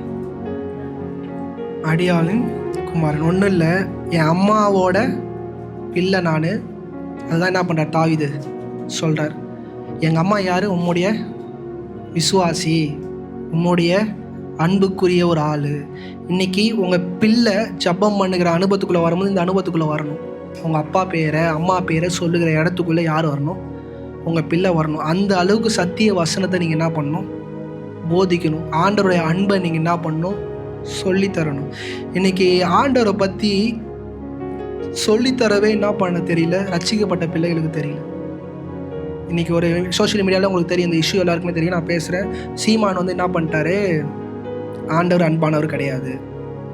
ஆண்டவர் என்ன கிடையாது? அது எப்படி நீ சொல்லுவ? என் ஆண்டவர் அன்பானவர் கிடையாது. கீழே வந்து எல்லாரும் கத்துறாங்க. அது கத்துறாங்க. சீமான் ஒரே ஒரு விஷயம் சொன்னார். என்ன சொன்னார்னா, ஆலயத்தில், தேவ ஆலயத்தில் பெரம்பெடுத்து எல்லாத்தையும் விளசினார். அன்பான தேவன் தானே, அன்பா சொல்ல வேண்டியது தானே. அமைட்டார். சீமானை எதிர்த்து கேட்ட ஆள் அமைக்கிட்டார். என்ன பண்ணிட்டாரு? இன்னைக்கு எதை நம்ம பிள்ளைங்கிட்ட பேசுகிறோன்றதை புரிஞ்சு என்ன பண்ணணும்? பேசணும். பொது மேடைக்கும் போனால் தேவன் நல்லவர் தான். அவர் எல்லா வாட்டியும் நல்லவரா, எல்லா வாட்டியும் அன்பானவரான்றது என்ன பண்ணணும்? பிள்ளைங்களுக்கு சொல்லி புரிய வைக்கணும். அவ்வளோ பெரிய ஆள், கிட்டத்தட்ட 50 வயசுக்கிட்ட இருப்பார். இந்த கொஸ்டின் கேட்டோன்னே அதுக்கு ஆன்சர் சொல்ல தெரியல. என்னானதான் வளர்றாரு. அங்கே இன்னொரு ஃபாதர் வேற அமைதியா யாராவது பேச முடியல. ஏன்னா ஆண்டவரை பற்றி புரியாமல், ஆண்டவரை பற்றி தப்பாக பிள்ளைக்கு சொல்லி கொடுக்கும்போது அந்த பிள்ளை நம்மளை திருப்பி கேள்வி கேட்டுச்சுன்னா என்ன தெரியுமா? நமக்கு கப்பு சிப்புன்னு ஆயிடுச்சு. பாஸ்டர் கேட்கணும். யாரை கேட்கணும்? நமக்கு வயசு 50-55 இருக்கும். அடுத்த டிக்கெட் வாங்குற கண்டிஷனில் இருப்போம். பாஸ்டர் என்ன பண்ணணும்? பிள்ளை என்ன தெரியுமா நினைக்கும்? என் அம்மா அப்பாவுக்கு என்ன தெரியல ஆண்டவரை. இன்னைக்கு அதுதான் சொல்கிறேன். வாலிப வயசில் எந்த அளவுக்கு பைபிளை படித்து, ஏன்னா முதிர் வயசுக்கு போக போக எல்லாமே கொஞ்சம் கம்மியாகும். வாலிப பிரயாசத்தில் எந்த அளவுக்கு படித்து கரைச்சி உள்ளே ஊற்றிக்க முடியுமோ அந்த அளவுக்கு ஊற்றிக்கிட்டாதான் ஸ்ட்ராங்காக என்ன பண்ண முடியும்? பேச முடியும். ஒரு வீட்டுக்கு போனேன், காணியை கொடுத்தாங்க. நான் வேணாம் சிஸ்டர், சபையில் வந்து என்ன பண்ணுங்கள் போடுங்க. இல்லை, நீங்கள் வாங்கினாதான் ஆசீர்வாதம். என்னது? நீங்கள் வாங்கினதான் பைபிள்லேருந்து எடுத்து சொல்லுங்க. அப்படியே வாயை முடிக்கிட்டான். எதுக்கு பேசுகிறீங்க? தப்பாக எதுக்கு பேசுகிறீங்க? ஊழியக்காரங்கிட்ட கொடுத்தா ஆசீர்வாதம்னு எப்படி நீங்கள் பேசுகிறீங்கன்னா அதுக்கு அடிப்படை வசனத்தை காமிங்கம்மான்னு அப்படியே என்ன பண்ணிட்டாங்க. அப்போ ஒரு பாஸ்டரு ஒரு இதில் இருப்பாங்க. என்னது? அந்த அம்மா சொல்கிறாங்க, வயசானவங்க ஒரு பாஸ்டர் ஒரு இதில் இருப்பாங்க. நீ அவர்கிட்ட கொடுக்காது. என்ன பண்ணாத? கொடுக்காது. இன்னைக்கு நம்ம இஷ்டத்துக்கு தேவனை தேடுகிற அனுபவத்துக்குள்ளே நம்ம ஒரு காலம் என்ன பண்ணக்கூடாது? வரக்கூடாது. நீங்கள் ஒன்று நினச்சிக்கிட்டு அவர்கிட்ட கொடுத்தா உங்களுக்கு ஆசீர்வாதம். இது எப்படி அந்த ஆசீர்வாதம்? எனக்கு ஒன்றுமே புரியல. அப்படின்னா ஒரு சபையில் 2000 பேர் 3000 ஊழியக்காரங்கிட்ட கையில் என்ன பண்ணுறாங்க? கொடுக்குற எல்லாருமே என்ன பண்ணியிருக்கணும்? ஆசீர்வதிக்க பட்டிருக்கணும். யாருமே என்ன பண்ணல. தேவனை உண்மையாய் அறிந்து தேடுகிற எல்லாருமே ஆசீர்வதிக்கப்படுவார்கள். மாய்மலமாய் தனக்குள்ள சில எண்ணங்களை வச்சு சில காரியங்களை செய்து கொண்டு இருக்கிறவர்கள் நிச்சயமாய் ஆசீர்வதிக்கப்பட மாட்டார். நான் யாரையும் கஷ்டப்படுத்துறதுக்காக வருத்தத்துக்காக நான் சொல்ல, இது உண்மையாக நடக்கிறது. கொஞ்சம் நல்லா புரிஞ்சுக்கோங்க. அவருடைய சமூகத்தில் மட்டும்தான் விதைக்கணும். இது வந்து பயங்கரமான சத்தியம். சில பேர் இதெல்லாம் நீங்கள் ஊழியக்காரருடைய கையில் உங்களோட முதல் மாதம் சம்பளத்தை கொடுத்து ஜெபிக்கிறது, இதெல்லாம் ரைட் கிடையாது. என்ன கிடையாது? ரைட் கிடையாது. என்ன பாஸ்டர் இப்படி பேசுகிறீங்க? இதெல்லாம் நான் வன்மையாக கண்டிக்கிறேன். நான் என்ன பண்ணுறேன், உன் காணிக்கை அப்படி கையில் ஏந்தி, காணிக்கையில் உன் சம்பள பணத்தை அப்படி கையில் ஏந்தி யூ நீட் டு ப்ரே. ஏன்னா உறவை தேவனாகிய கர்த்தர் புதிய ஏற்பாட்டில் துண்டிக்கிறார். ஆசாரியன்ற உறவே என்ன பண்ணுறாரு, எடுக்கிறார். இன்னைக்கு நான் கிருபையாக என்ன பண்ணுற பிரசங்கம் பண்ணி கொண்டு இருக்கிறேனே தவிர நான் இங்கே நடுவில் நிற்க ஒன்றுமே கிடையாது. உன் சம்பளத்தை பணத்தை எடுத்து ஆண்டரே நீ ஆசீர்வதிச்சிரு, உமக்கென்று நான் தசமாக கொடுக்குறேன்னு ஒரு காரியத்தை பங்கு எடுத்து வச்சுட்டு நீங்கள் தான் அதை என்ன பண்ணணும், கையில் ஏந்தி ஜெபம் பண்ணணும். There is no mediator. ஒரு பாஸ்டர் அதை ஜெபம் பண்ணி உங்களுக்கு கொடுத்தா அது ஆசீர்வாதமாக இருக்குமான இருக்காது. என்னைக்கு அந்த காசு எடுத்து நீங்கள் உணர்ந்து ஜெபம் பண்ணுறீங்களோ, இப்போ உன் பிள்ளை எடுக்கிற அந்த கனி, அந்த பிள்ளை ஜெபம் பண்ணணும். அம்மா ஜெபம் பண்ணி கொடுக்குற பழக்கம் இட்ஸ் ஃபைன். 1 வருஷம் 2 வருஷம் பிள்ளை சம்பளம் வாங்கிட்டு வரா, அம்மா ஜெபம் பண்ணுற கொடுக்குறாங்க, அது வேறு. ஆனால் அடுத்த லெவல் உங்கள் பிள்ளை அந்த 1ஆம் தேதி அவன் வீட்டில் உட்காந்து அவன் என்ன பண்ண ஜெபம் பண்ணுறது உங்கள் கண்ணு என்ன பண்ணணும் ஆகணும். அப்போ தான் ஜெபம் பண்ணும் போது அவனுக்கு தெரியும், இந்த ஆண்டவர் இது எனக்கு தந்தது, இது ஆண்டவர் எனக்கு தந்தது. இதில் இருக்கிற 1 ரூபாய் காசாக இருந்தாலும் நான் வீணாக என்ன பண்ண மாட்டேன், செலவு பண்ண மாட்டேன். ஏதோ சம்பாரித்தேன், ஏதோ ஆண்டவர் குத்த. ஆண்டவர் யாருன்னு முதல்ல நன்றாக என்ன பண்ணுங்க, புரிந்து கொள்ளுங்க. நீதிமொழிகள் 22:6. 22:6 நல்லா கவனிங்க. பிள்ளையாண்டான் நடக்க வேண்டிய வழியில் அவனை நடத்து. இந்த வசனத்தை கேட்கும் போது இது ஒரு தனிப்பட்ட கூட்டத்திற்கு ஆன ஒரு வசனம். யாருன்னா தகப்பன் தாய்க்கு. இன்னைக்கு நிறைய பேர் யோசிச்சு பாருங்க, நீங்கள் பிள்ளையா இருக்கும்போது இந்த வசனம் வரும்போது அதை அசால்ட்டாக என்ன பண்ணியிருப்பீங்க, விட்டுருப்பீங்க. இது எங்கள் அப்பா அம்மாக்கான வசனம். ஆனால் ஒரு காலம் மாறுது, நீங்கள் யாராக ஆகுறீங்க, தகப்பன் தாயா ஆகுறீங்க. இன்றைக்கி நீங்கள் பிள்ளையாக இருக்கும்போது நான் ஒரு விஷயம் சொல்கிறேன், உங்கள் அப்பா அம்மா உங்களுக்கு கற்றுக் கொடுத்த, உங்கள் அப்பா அம்மா உன்னை ஸ்ட்ராங்காக நடத்தின பாதைகள்லாம் நீங்கள் உணர்ந்துக்கிட்டே வந்தால் தான் உங்கள் பிள்ளைகளை நீங்கள் என்ன பண்ண முடியும், நடத்த முடியும். இன்றைக்கி பிரச்சனையே என்னன்னா, உங்கள் அப்பா அம்மா நம்மளை எப்படி நடத்துனாங்கன்ற உணர்வே நமக்குள்ளே என்ன பண்ணல, இல்லை. இந்த காலவெளியில் சொல்கிறேன், நீங்கள் பிள்ளையாக இருந்து தகப்பனாய் மாறுகிற அனுபவத்துக்குள்ளே வரும்போது இந்த வசனத்தோட முக்கியத்துவம் என்னன்னு புரியும். அது வரைக்கும் இந்த வசனத்தோட முக்கியத்துவம் என்ன பண்ணாது, புரியாது. ஏதோ இதான் என் அப்பா அம்மாக்காக ஆண்டவர் என்ன பண்ணியிருக்கிறார், சொல்லியிருக்காரு. ஆனால் நீங்கள் எப்போ ஒரு தகப்பனாய் தாயாய் மாறும்போது தான் இதோட மகத்துவம் தெரியும். ஏன்னா நடத்த வேண்டிய வழி மிக மிக முக்கியமான வழி. இன்றைக்கி நிறைய வழி இருக்குது. இன்றைக்கி சபைகளுக்கும் சரி, நிறைய காரியங்களுக்கும் சரி, நிறையா வழி என்ன பண்ணுது, ஒருத்தவங்க ஒரு வழி என்ன பண்ணுறாங்க, காட்டுறாங்க. இன்றைக்கி பார்த்தீங்கன்னா ஜஸ்டின் பாஸ்டர் நான் இன்றைக்கி நிறைய வழி என்ன பண்ணுறேன் உங்களுக்கு சொல்கிறேன். நாளைக்கு வேறு ஒருத்தர் வந்தாருன்னு அவர் என்ன பண்ணுவார். இதில் எந்த வழி சரியான வழின்றதை நீங்கள் தான் என்ன பண்ணணும், சூஸ் பண்ணணும். பைபிள் அடிப்படையில் கரெக்டாக இருக்கா? இன்றைக்கி ஜஸ்டின் பாஸ்டரோட நாலேஜில் என்னாலும் பேசலாம், ஆனால் பைபிள் படி அவர் சொல்கிறதெல்லாம் சரியாக இருக்குன்றதை நிதானிக்க வேண்டியது உங்ககிட்ட தான் இருக்குது. ஏன்னா தேவனாகிய கர்த்தர் சொல்கிறார், சரியான வழியை தன் பிள்ளைகளுக்கு சொல்ல வேண்டியது ஒரு தகப்பன் தாயோட கடமை. இது நல்ல ஹாஸ்பிட்டல், இங்கே போ, இங்கே டாக்டர் நல்லா இருப்பார், ட்ரீட்மெண்ட் பாருன்னு சொல்கிறது ஒரு தகப்பன் தாய் என்ன பண்ணுவாங்க, தன் பிள்ளைக்கு ரெஃபர் பண்ணுவாங்க. அதே மாதிரி சத்திய வசனத்திற்கும் நித்திய ஜீவனுக்கான வழியை தகப்பன் தாய் என்ன பண்ணும், தன் பிள்ளைக்கு சரியாக காட்டிடணும். அநேகர் சபைக்குள்ளே அமர்த்துறோம், ஊழியம் செய்ய வைக்கிறோம். இது எதுவுமே ரட்சிப்புக்குள்ளேயும் நித்திய ஜீவனுக்குள்ளேயும் உங்கள் பிள்ளையை நடத்தாதுன்றத புரிஞ்சுக்கும். தங்கத்தை புடமிடும் போது தான் என்ன பண்ணும் தெரியும். 916 எப்படி இருக்கும், மின்னுக்கும். 24 கேரட்டும் என்ன பண்ணும். இப்போ 9 கேரட் வந்துருச்சு. என்ன வந்துருச்சு, 9 கேரட் தெரியுமா இருக்காச்சு, கோல்டு 9 கேரட். எல்லாமே தங்கம் தான். ஆனால் எது பியூரான தங்கன்றது தான் அது முக்கியம். யோவான் 14:6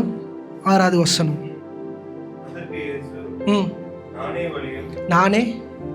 இன்னைக்கு உங்கள் பிள்ளைக்கு யாருங்க வழி, தேவனாகிய கர்த்தர். இன்னைக்கு நீங்கள் இவ்வளோ காம்ப்ளிகேட்டடாக இருந்தீங்கன்னா, நீங்கள் சில காரியங்களை சில குறைகள் பண்ணி கொண்டு இருந்தீங்கன்னா, பிசாசானவன் உங்கள் பிள்ளையோட வாழ்க்கையில் அதான் ட்ராப்பாக வைப்பான். என்ன பண்ணுவான் பிசாசானவன், அதுதான் உங்கள் வாழ்க்கையில் என்ன பண்ணுவான், ட்ராப்பாக வைப்பான். இன்றைக்கி பைபிளில் சில விஷயங்கள் சில காரியங்கள் உங்களுக்கு தெரிந்திருக்க வேண்டியது மிக மிக அவசியம். ஞானஸ்தானம் எடுத்தால் தான் கம்யூனியனான்னு அவங்கள கேட்டால் நீங்கள் என்ன சொல்லுவீங்க, உங்களோட பதில் என்ன? அப்படியே யோசிப்பீங்க. ஞானஸ்தானம் எடுத்தால் தானே கம்யூனியன், பைபிள் அப்படி எங்கேனாச்சும் சொல்லப்பட்டிருக்கா? இல்லை. பிசாசு அதை தான் உங்கள் பிள்ளைகிட்ட இருந்து சொல்லுவோம். நீங்கள் என்ன தெரியுமா சொல்லுவீங்க, சீக்கிரமாக ஞானஸ்தானம் எடுறா, அப்போ தான் என்ன பண்ண முடியும், கம்யூனியன் எடுக்க முடியும். அங்கேருந்து பிசாசு வரும், வேறு ஒரு பாஸ்டர் மூலிமா அவன்கிட்ட ஆவிக்குறி ரீதியில் சொல்லி தருவார். இல்லையே பைபிளில் அப்படிலாம் இல்லையேப்பா, உங்கள் அப்பா அம்மா ஏதோ தப்பான சர்ச்சுக்கு என்ன பண்ணுறாங்க, போகிறாங்க. சொன்னோடனே அந்த பையன் என்ன தெரியும், எங்கள் அப்பா அம்மாவுக்கு என்ன தெரியல, விஷயம் தெரியல. அவர் சொல்லுவார், பைபிளில் வசனமே என்ன பண்ணல இல்லை. உங்கள் அம்மா அப்பா கிட்ட வந்து பையன் வந்து கேட்பான். கேட்டோடனே உங்களால் என்ன பண்ண முடியாது, அப்படியே திணறுவீங்க. ஐயோ காலகாலமாக எங்கள் பாஸ்டர் ஞானஸ்தானம் எடுத்தால் தானே கம்யூனியன்னு சொன்னார், இவன் தான் புதுசாக வந்து ஒன்று சொல்கிறான், ஏதோ ஒரு பாஸ்டர் சொன்னான்றான். போய் உங்கள் சபை பாஸ்டர் கிட்ட கேட்டால் அவர் என்ன பண்ணுவார், பட்டர் தடுவார். இதெல்லாம் தேவ ரகசியம், இதெல்லாம் என்ன பண்ணக்கூடாது. உங்கள் பிள்ளை என்ன தெரியுமாவும், பாஸ்டருக்கும் ஒன்றும் தெரில, அப்பா அம்மாவுக்கும் ஒன்றும் தெரில, இவங்க ஃபாலோ பண்ணுறது ஏதோ தப்புன்னு சொல்லிட்டு அவன் என்ன பண்ணுவான், கடவுளே இல்லைன்ற ஏத்திசம்குள்ளே போவான். நீங்கள் நினைக்கிறீங்க உங்கள் பிள்ளைகள் எல்லாம் வருங்காலத்தில் கேட்குற ஒரு கேள்வியும் பதில் சொல்ல முடியாமல் திணறி நிற்பீங்க. அது உங்கள் பேர பிள்ளைங்க கேட்க போது பாருங்கள் கேள்வி, மைண்ட் ப்ளோயிங். நீங்கள் ரிட்டன் வந்து என்ன கேட்டாலும் எனக்கே நான் தலை சுற்றும். ஏன்னா இப்போ இருக்கிற பசங்க கேட்குற கேள்வி அப்படி தான் இருக்குது. ஆண்டவன்றே ஜபன்றே இங்கே என்ன இருக்குது. ஏன்னா பிள்ளைங்கிட்ட வந்து போய் சொல்கிறது என்ன, நீ ஜபம் பண்ணுமா ஆண்டு நமக்கு கார் தருவார். நான் பண்ணு அந்த பிள்ளைப்பா, எனக்கு தெரிஞ்ச ஒரு பிள்ளை 3 வருஷமாக ஜெபம் பண்ண, அந்த பிள்ளை வந்து என்கிட்ட கேட்குது, ஆமாம் நான் 3 வருஷமாக காருக்காக ஜெபம் பண்ணுறேன். என்ன பண்ணுறேன், தகப்பன் தாய் ஒழுங்காக இருந்தால் வீட்டுக்கு கார் வரும். என்ன வரும், ஜெபம் பண்ணால் கார் என்ன பண்ணாது, வராது. ஒழுங்காக இல்லாத பண்ணுகிற ஜெபம் என்ன ஆகும். அந்த பிள்ளை என்கிட்ட அழுதுகிட்டே சொல்லுது, உங்களுக்கு மட்டும் கார் இருக்குது, உங்களுக்கு மட்டும் ஆண்டவர் எல்லாத்தையும் கொடுக்குறாரு, நீங்களும் மாமியும் ஜாலியாக இருக்கிறீங்க, நான் ஜெபம் பண்ணுறேன் 3 இயர்ஸாக ஜெபம் பண்ணுறேன் மாமா, காரே. சின்ன குழந்தை இன்னசென்ட்டாக வந்து கேட்குது, எனக்கு என்ன சொல்கிறதுன்னு தெரியல. எப்படி ஆன்சர் பண்ணுவீங்க, யோசிச்சு பாருங்கள். சரியான வழியை தன் பிள்ளைகளுக்கு போதிக்க வேண்டியது தகப்பன் தாயோட கடமை. நீங்கள் அந்த நாட்களில் ஏதோ பண்ணி உங்கள் பிள்ளையை வளர்த்து சபைக்குள்ளே உட்கார வச்சிட்டிங்க. ஆனால் இன்றைக்கி சொல்கிறேன், பிள்ளையாக சபைக்குள்ளே அமர்ந்திருக்கிற உங்களுக்கு ரொம்ப கஷ்டம். இன்றைக்கி பாவம் யாருமே இல்லை. இன்றைக்கி ஆண்டவருடைய சமூகத்தில் உங்கள் பிள்ளையை ப்ராப்பராக கரெக்டாக உட்கார வைக்க வேண்டியது தகப்பன் தாயோட கடமை. நீங்கள் அப்படி உட்கார வச்சிங்கன்னா அதற்கான வெகுமதி என்னன்னு பார்ப்போம். லூக்காவின் புஸ்தகம் 10வது அதிகாரம் 20வது வசனம்.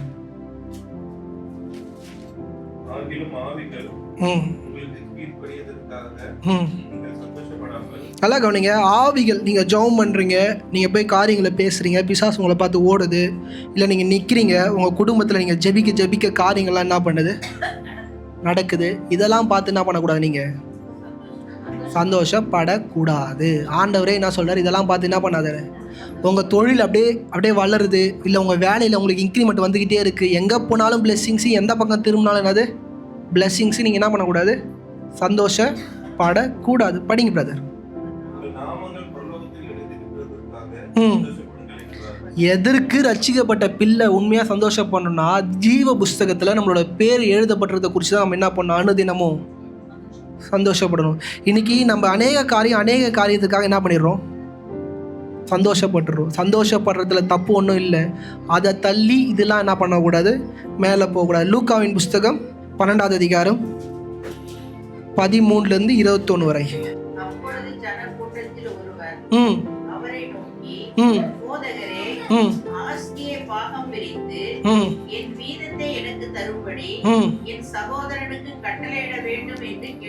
புரியுதா? ஆண்டவர்கிட்ட நம்ம போய் டீல் பண்ணுற காரியம்லாம் சொத்து பிரச்சனை, தங்கச்சி வேலை செய்ய மாட்டா, இப்படி தான் நம்ம என்ன பண்ணுறோம், போய் நிற்கிறோம்.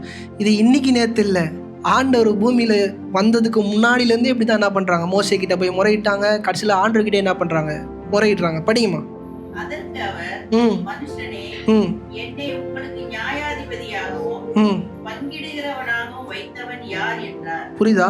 ஆண்டவர் சில காரியத்துக்கு மட்டும்தான் மத்தியஸ்தர். எதுக்கு? சில காரியத்துக்கு மட்டும்தான் மத்தியஸ்தர். படிங்கம்மா. பின்பு அவர் அவர்களை நோக்கி, பொருளாசையை குறித்து எச்சரிக்கையாயிருங்கள், ஏனெனில் ஒருவனுக்கு எவ்வளவு திரளான ஆஸ்தி இருந்தாலும் அது அவனுக்கு ஜீவன் அல்ல என்றார். எவ்வளோ ஆஸ்தி, எவ்வளோ பணம், எவ்வளோ புகழ், எவ்வளோ மனிதர்கள் உங்களை சுற்றி இருந்தாலும் அது உங்களுக்கு என்ன இல்லை, ஜீவன் அல்ல. படிங்கம்மா. அல்லாமலும் ஒரு உவமையை அவர்களுக்கு சொன்னார். ஐஸ்வர்யமுள்ள ஒருவனுடைய நிலம் நன்றாய் விளைந்தது. அப்பொழுது அவன், நான் என்ன செய்வேன், தானியங்களை சேர்த்து வைக்கிறதுக்கு இடமில்லையே, நான் ஒன்று செய்வேன், என் களஞ்சியங்களை இடித்து பெரிதாகி கட்டி எனக்கு விளைந்த தானியத்தையும் என் பொருள்களையும் அங்கே சேர்த்து வைத்து, பின்பு ஆத்துமாவே, உனக்காக அநேக வருஷங்களுக்கு அநேக பொருட்கள் சேர்த்து வைக்கப்பட்டிருக்கிறது, நீ இளைப்பாறி புசித்து குடித்து பூரிப்பாயிரு என்று என் ஆத்துமாவோடு சொல்லுவேன் என்று தனக்குள்ளே சிந்தித்து சொல்லிக் கொண்டிருந்தார். எல்லாருமே நம்ம பண்றோம், நமக்காக சேர்த்து வைக்கிறது அதிகம். பிள்ளைக்காக சேர்த்து வைக்கிறது நல்லது. நான் இதை பேசுறது நமக்காக சேர்த்து வைக்கிறக்காக. படிங்கம்மா. தேவனோ அவனை நோக்கி, மதிகேடனே. யாரு? நமக்காக யாரு சேர்த்து வைக்கிறீங்களோ நீங்களாம் யாரு? பிள்ளைங்களுக்காக சேர்த்து வைக்கணும். அது சேர்த்து வைக்கலாம் நானே வந்து அடிப்போங்க எல்லாரையும். நல்ல தகப்பன் தன் பிள்ளைகளுக்கு என்ன பண்ணுறான்? ஆஸ்தி சேர்த்து வைக்கிறான். வீடு வாசல்லாம் உங்கள் பிள்ளைக்கு நீங்கள் கொடுக்க வேண்டியது. இது வந்து எதை பற்றி பேசுனா தனக்குன்னு சேர்த்து வைக்கிறது. அப்பா கார் வாங்குவார், பிள்ளைங்களை என்ன பண்ண மாட்டார்? இட்டுன்னு போக மாட்டார். அம்மா கார் வாங்குவாங்க, பிள்ளைங்களை என்ன பண்ண மாட்டாங்க? என் வேலைக்கு நான் போயிட்டு வரேன். இந்த மாதிரி ஆளுங்களை பற்றி என்ன பண்ணுறாரு? பேசுகிறார். படிங்கம்மா. தேவனோ அவனை நோக்கி, மதிகேடனே, ம் உன் ஆத்துமா உன்னிடத்திலிருந்து ம் இந்த ராத்திரியிலே எடுத்துக்கொள்ளப்படும். அதான் இன்னைக்கு செத்தனா உன் கார் என்னப்பா ஆகும்?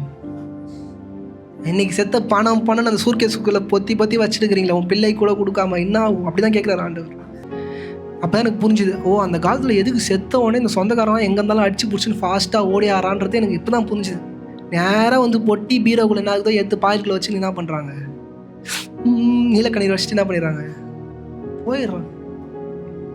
இந்த வெட்டியானு கூட பாருங்கள், குழியில் ஓடும்போது காதில் கம்மல் இருந்துச்சுன்னா என்ன பண்ணுறான்?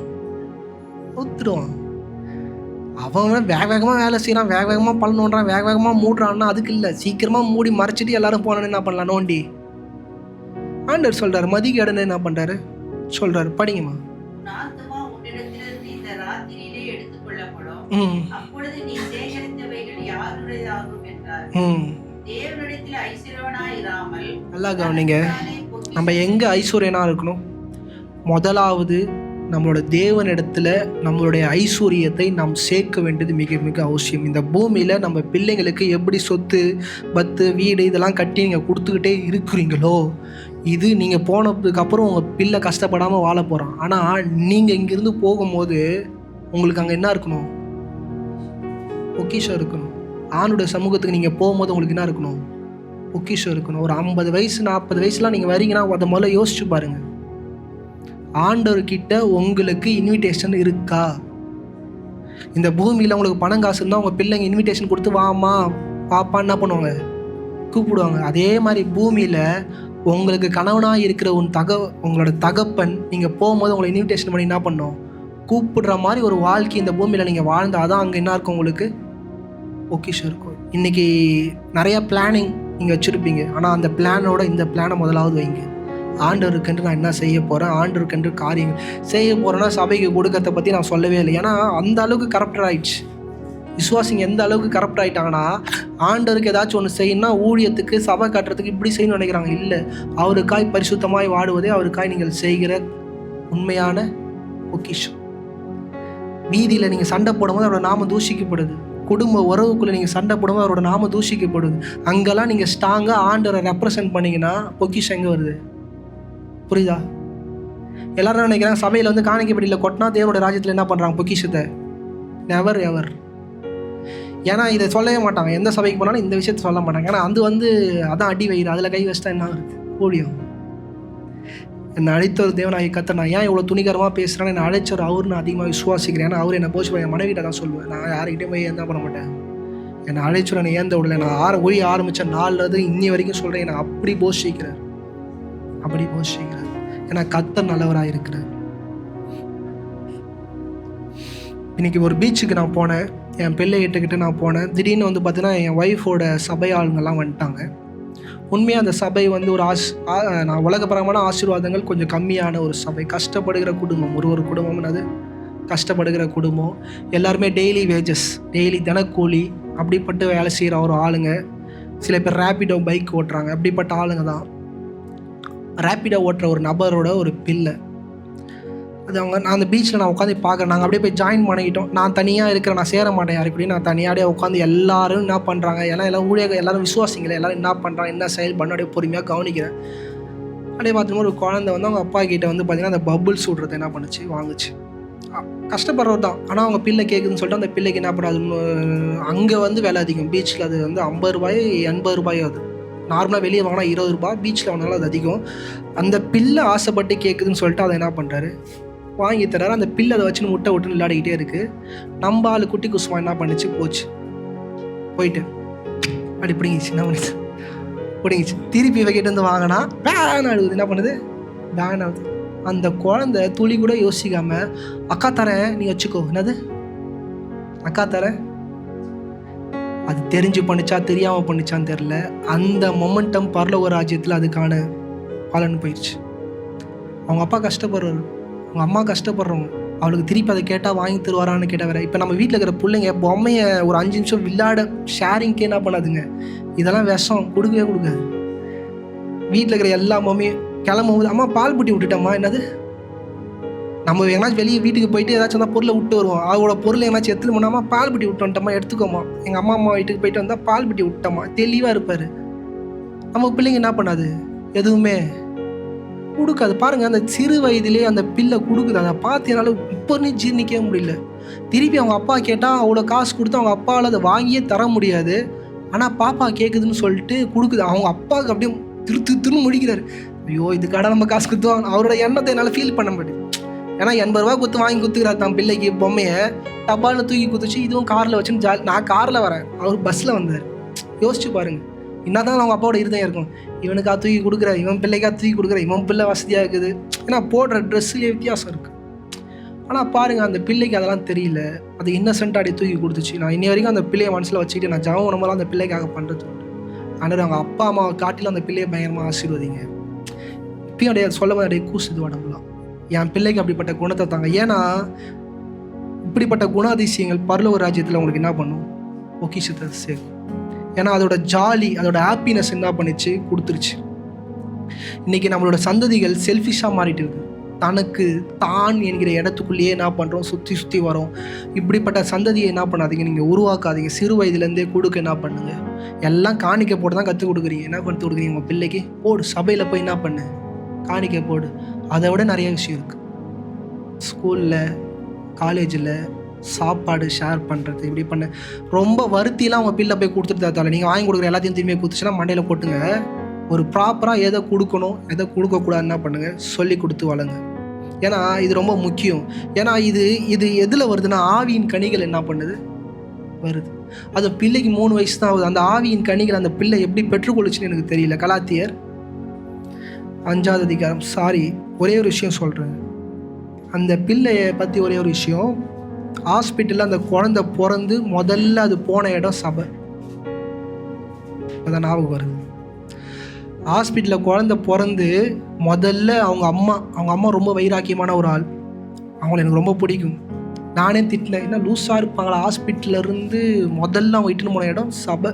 3 மாடி சிசரின் பண்ணிட்டு ஏறுறாங்க குழந்தைய தூக்கிக்கிட்டு. சபையில் வந்து முட்டி போட வச்சு, நல்லா கவனிங்க, தேர் இஸ் நோ பாஸ்டரை கூப்பிடல. தனியாக முட்டி போட்டு அந்த இடத்துல ஜோம் பண்ணி குழந்தைய வச்சு ஜோம் பண்ணிட்டு எழுந்து ரிட்டன் வீட்டுக்கு போனான். எனக்குலாம் அந்த விஷயம் தெரியும் போது அப்படியே உள்ள நானே சொல்கிறேன், ஊழியக்காரனா இந்த விஷயத்தை நான் பண்ணல. என் பிள்ளை பிறக்கும்போது நான் அதை பண்ணல. 3 மாதம் குழந்தைய வெளியவே எடுக்கல. என்ன பண்ணல? காரை ஷெட்லேருந்து எடுக்கவே இல்லை. ஏன்னா புது காராச்சு. ஆனால் அந்த அம்மா அதை பண்ணாங்க. இப்போ நான் பிரசங்கம் பண்ணும்போது அதை தோணுச்சு, மேபி இருக்கலாம் அவங்க ஆண்டவர் மேலே வச்ச அன்பு அந்த குழந்தையோட வாழ்க்கையை வெளியே பண்ணலாம். கலாத்தியர் 5வது அதிகாரம் 22லேருந்து 23. என்ன இருக்கணும்? உங்கள் பிள்ளைக்கு முதலாவது அன்பு இருக்கணும், சந்தோஷம் இருக்கணும், சமாதானம் இருக்கணும், நீடிய பொறுமை. நல்லா கவனிங்க, விசுவாசம் எத்தனாவது இடத்துல வருது பார்த்தீங்களா? இது எல்லாத்தையும் பாஸ் பண்ணிட்டு வந்தாதான் விசுவாசமே என்ன பண்ணும்? வரும். ஆனால் நம்ம விசுவாசத்துக்கு எங்கே வச்சுருக்கிறோம்? முதல்ல வச்சுருக்கிறோம். அதான் பிரச்சனை. ஏன்னா விசுவாசம் முதல்ல வந்துச்சுன்னா இந்த விஷயங்கள் எதுவுமே அவங்ககிட்ட இல்லைன்னா அவங்ககிட்ட என்ன இல்லை? விசுவாசமே இல்லைன்றதை புரிஞ்சுக்கணும். அன்பு யாருக்குள்ளே இருக்கோ அவங்களுக்குள்ள தான் தேவனுக்குரிய விசுவாசம் என்ன பண்ணுது? இருக்கு. பிலிப்பியர்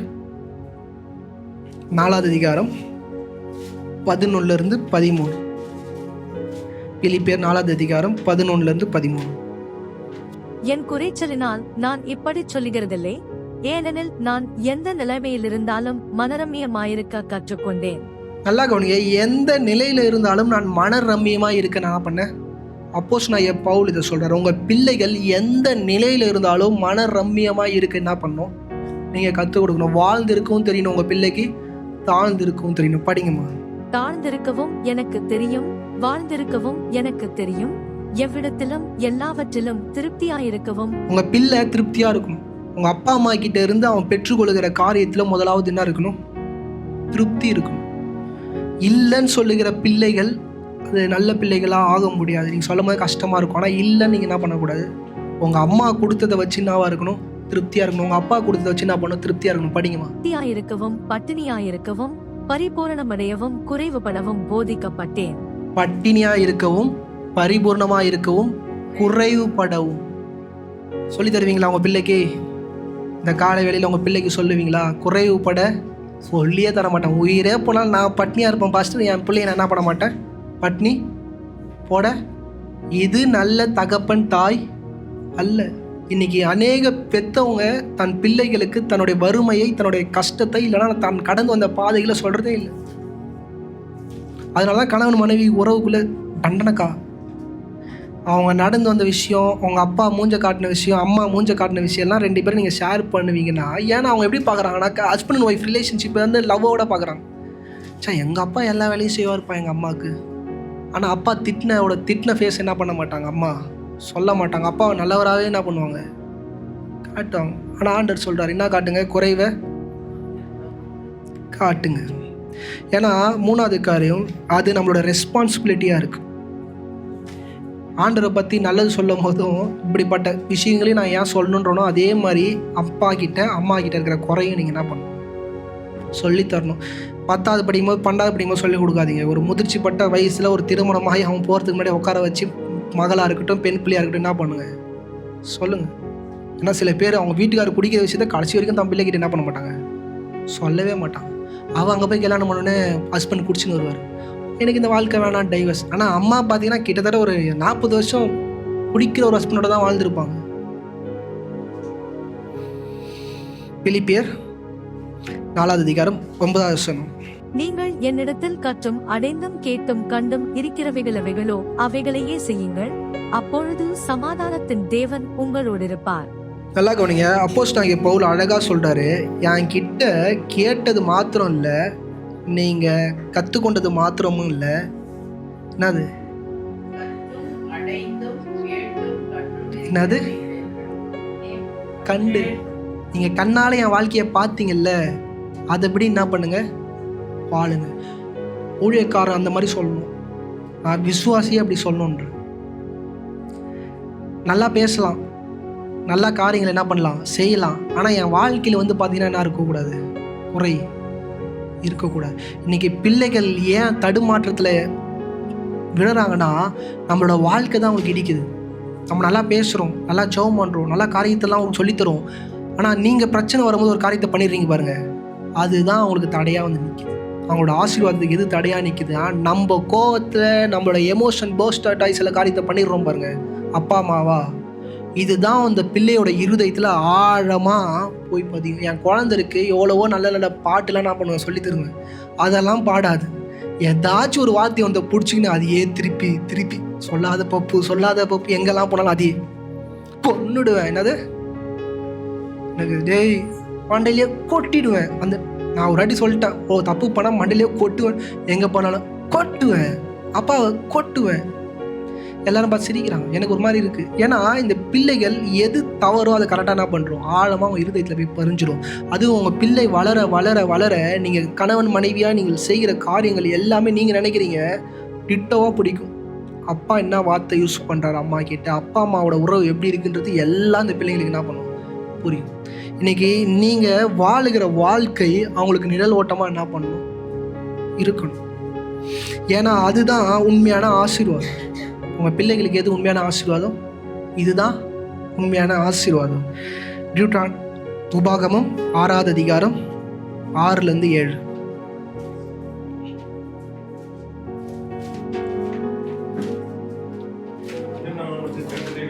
நல்லா கவனிங்க. மோசே அழகாக சொல்கிறார், இன்று நான் உனக்கு கட்டளை இடுகிற இந்த வார்த்தைகள் உன்னுடைய இருதயத்தில் என்ன பண்ணுமா இருக்க கடவுது. உன் பிள்ளைக்கு என்ன பண்ணுமா? என்ன வார்த்தைங்க? இதுதான் பிரச்சனை. வசனம் நான் இருக்கு, என்ன வார்த்தை தெரியாதே பாஸ்டர். என்னது தெரியாதே பாஸ்டர்? ஏன்னா பைபிள் படிக்கிறது இல்லையே. அப்பா வார்த்தை ஈஸி, அம்மா வார்த்தை ஈஸி. ஆனால் ஆண்டோடைய வார்த்தையை தெரிந்து தன் பிள்ளைகளுக்கு வழி நடத்துவது ரொம்ப கஷ்டம். உன் பிள்ளைக்கு இங்கிலீஷ் சொல்லிக் கொடுக்கலாம், தமிழ் சொல்லிக் கொடுக்கலாம், ஏன் ஒரு படி மேலே போய் ஹிந்தி சொல்லிக் கொடுக்கலாம். இது எல்லாத்துக்கும் முன்னாடி ஆண்டோடைய வார்த்தையை சொல்லிக் கொடுக்க உங்களால் முடியுமா? படிங்க பிரதர். ம் ம் ம் ம் வீட்டில் நம்ம உட்காந்து என்ன தெரியுமா பேசுவோம்? டிவி சீரியலை பற்றி, படத்தோட சீனை பற்றி, ஸ்போர்ட்ஸை பற்றி, இதெல்லாம் தான் என்ன பண்ணுவோம் வீட்டில். அப்பாவா அம்மாவா என்ன பண்ணுவோம்? இதை பற்றி பேசுவோம். இல்லை பக்கத்து வீட்டில் சொந்தக்காரன் பிரச்சனை என்ன பண்ணுவோம்? சத்தமாக நம்ப, உன் அக்கா இப்படி பண்ணிட்டா, உன் அண்ணன் இப்படி பண்ணிட்டான், இப்படி என்ன பண்ணுவோம்? பிள்ளை அதை கேட்டு வளர்ந்துச்சுன்னா என்ன வளரும்னா இப்படி தான் வளரும். ஆண்டவர் சொல்கிறார், வீட்டில் நீங்கள் உட்காந்துருக்கும் போது ஆண்டவர் பற்றி பேசுகிறீங்களா? இன்றைக்கி உங்கள் பிள்ளை வயிற்றில் இருக்கும்போது நீங்கள் என்ன பேசுகிறீங்களோ அதை என்ன பண்ணும் வெளியே வந்த உடனே அதை நீங்கள் நிச்சயமாக பார்க்கலாம். நீங்கள் நம்பலைன்னா அதை ட்ரை பண்ணி பாருங்கள். ஒரு பாட்டை கூட தொடர்ந்து கேட்க வச்சுக்கிட்டே இருங்க வயிற்றுக்குள்ளே வச்சு. வெளியே வந்து அந்த பாட்டு நீங்கள் போட்டிங்கன்னா அந்த குழந்தை ரியாக்ட் பண்ணும். நீங்கள் வீட்டில் உட்காரும் போது எழுந்திருக்கும் போதும் ஆண்டவரை பற்றி, ஆண்டோட சத்திய வசனத்தை பற்றி நீங்கள் பேசுவது உண்டா? இன்றைக்கி டிவி பார்க்கறது தப்பு இல்லை, உங்கள் குழந்தைய வெக்கேஷன் இட்டுன்னு போகிறது தப்பு இல்லை, ஸ்போர்ட்ஸில் விளையாட வைக்கிறது தப்பு இல்லை. அதுக்கு எல்லாத்துக்கும் முன்னாடி ஆண்டோடைய வார்த்தையை அனுதினமும் உங்கள் வீட்டில் தொனிக்குதா, ஒலிக்குதா? இதான் முக்கியம். வீட்டில் சவுத்தில் வசனம் இருக்கக்கூடாது, காதில் கேட்கக்கூடிய இடத்துல வசனம் என்ன பண்ணணும்? இருக்கணும். சங்கீதம் 1:2-3.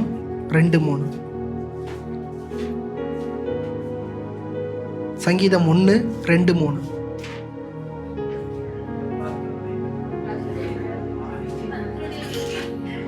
நல்லா கவனிங்க. கர்த்தருடைய வேதத்தில் யார் பிரியமாக இருக்கணும்னா நம்ம என்னவா இருக்கணும்? பிரியமாக இருக்கணும். இரவும் பகலும் அவருடைய வேதத்தில் தியானமாய் இருக்கிற மனுஷன். இந்த வசனம் யாருக்காச்சும் புரியுதா? இரவும் பகலும் பைபிள் அப்படி தூக்கி வச்சுக்கின்னு அப்படியே படிக்க சொன்னாரா? இல்லை. உங்க பேசுகிற ஒவ்வொரு வார்த்தை கூட ஆண்டோடைய வார்த்தைக்கு விரோதமாக இருக்கக்கூடாது. அதை என்ன பண்ணுறாரு சங்கீதக்காரன் சொல்கிறார். பைபிள் படிக்கணும் அப்படி அவர் சொல்லலை. உன்னோட காலில் இருந்து நைட்டு வரைக்கும் நீ வாழ்கிற வாழ்க்கையில் தேவனுடைய வார்த்தைக்கு விரோதமான காரியம் என்ன பண்ணக்கூடாது, இருக்கவே கூடாது. படிங்கம்மா.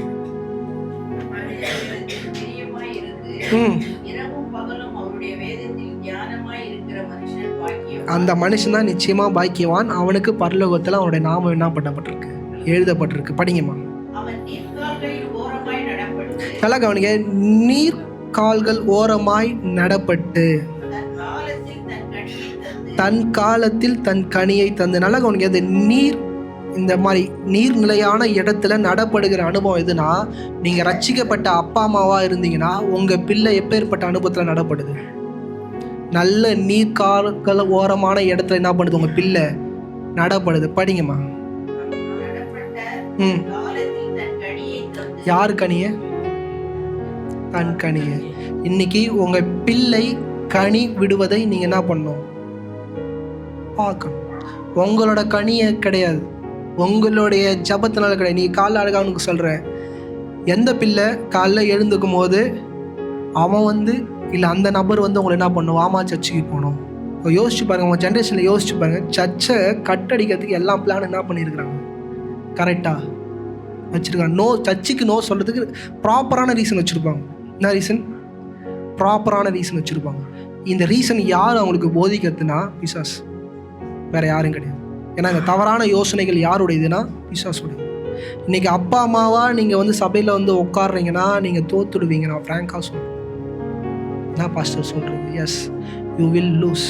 இல்லை ஹஸ்பண்டாக உட்காறீங்க, இல்லை மனைவியாக உட்காரீங்கன்னா நீங்கள் தோத்துக்கிட்டே இருக்கிறீங்கன்றதை புரிஞ்சுக்கணும். உங்கள் பிள்ளை உங்களை என்ன பண்ணும்? வாப்பா சபைக்கு போகலாம், வாமா சபைக்கு போகலாம் என்ன பண்ணும்? தீவிரம் காட்டும். ஏன்னா அது அவனுடைய கனி. உங்களோட கனி எது தெரியுமா? வாடா சபைக்கு போகலாம், கெளுமுடா, டைம் ஆயிடுச்சு, சுட தண்ணி போட்டிருக்கிறேன்டா, போய் குளிச்சுட்டு வாடா. இதெல்லாம் யாரோட கனி? உங்களோட கனி. எப்போ உங்கள் பிள்ளை நீங்கள் இல்லாமல் அதுவே எழுந்து சபைக்கு அப்படி வருது, ஆண்டோட வார்த்தையை கேட்குது, வாழ்க்கை முறைகள் எல்லாம் மாறுதோ, அதுதான் உங்கள் பிள்ளை விடுகிற கனி. நீங்கள் நினைக்கலாம் உங்கள் பிள்ளை சபைக்கு வருது, எல்லாம் வருது, சுச்சுவேஷனில் எப்படி உங்கள் பிள்ளை இருக்குன்னு யோசிச்சு பாருங்கள். இல்லைனா நீங்கள் விதைச்ச விதைகள், நீங்கள் போட்ட உரங்கள் உங்கள் பிள்ளைக்கு கம்மின்றத ஒத்துக்கோங்க. ஃப்ராங்காக சொல்கிறேன். யார் தப்பு பண்ணிட்டானா பெற்றவங்களாம் நம்ம தான் என்ன பண்ணிட்டோம்? தப்பு பண்ணிட்டேன். சில மருந்து பிள்ளை ரொம்ப அழுவுதுன்னு நம்ம என்ன பண்ணிட்டோம், போட மறந்துட்டோம். சங்கீதம் 119:9 கடைசி வசனம். 119:9. வாலிபன் தன் வழியை எதினால் சுத்தம் பண்ணுவான். வாலிபன் எதினால் தன் வழியை என்ன பண்ணுவான், சுத்தம் பண்ணுவான். வசனத்தை தன்னை காத்துக் கொள்கிறது நாள்தான். வசனத்துல உங்க பிள்ளை வாலிபனா ஆயிட்டா, உங்க மகள் வாலிபலா ஆயிட்டா, இல்ல திருமணம் ஆகிருச்சுன்னா அப்பா அம்மாவுடைய பவர் அங்க என்ன பண்ணாது, எடுபடாது. அப்பா அம்மாவுடைய வார்த்தைக்கு அங்கே என்ன இருக்காது, ரெஸ்பெக்டே இருக்காது. முதல்ல புரிஞ்சுக்கோங்க. கேட்டுப்பாங்க. ஒன்றும் மண்டையில் என்ன பண்ணாது. இவர் வயசான ஆள் இப்படி தான் என்ன பண்ணுவார், இது வயசான பீஸ் அப்படி தான் என்ன பண்ணும் சொல்லிட்டு இருக்கும். இப்படி தான் உள்ள இருதயம் இருக்கும். அந்த வாலிபதை தொடரத்துக்குள்ளே நீங்கள் எப்படி அழுவீங்க, எப்படி முட்டி போடுவீங்க, எப்படி கதறுவீங்களா, எப்படி அதை உள்ளே கொடுப்பீங்கன்னு எனக்கு தெரியாது. கொடுக்க வேண்டியது தகப்பன் தாயோட கடமை. ஏன்னா அந்த வாலிப பிரயாசத்தில் தன்னுடைய வழியை சீரமைத்து கொள்ளக்கூடிய ஒரே ஒரு காரியம் ஒரு வாலிபனுக்குன்னா தேவனுடைய வார்த்தை. வாலிபன் அவரை வரிங்கிருந்து அவங்க கையில் அவங்க பிள்ளை என்ன பண்ணுது இருக்கு. ஏன்னா நிறைய வயசானவங்க வந்து என்கிட்ட அழுகுறாங்க, என் பிள்ளை சரியில்லை. ஏன் இல்லை? உன் கையில் பொடி குஞ்சா இருக்கும்போது நீங்கள் என்ன பண்ணீங்க? நீ சொல்கிறதுக்கெல்லாம் கேட்டு தலையாட்டும் போது என்ன பண்ணீங்க? விட்டுட்டீங்களே.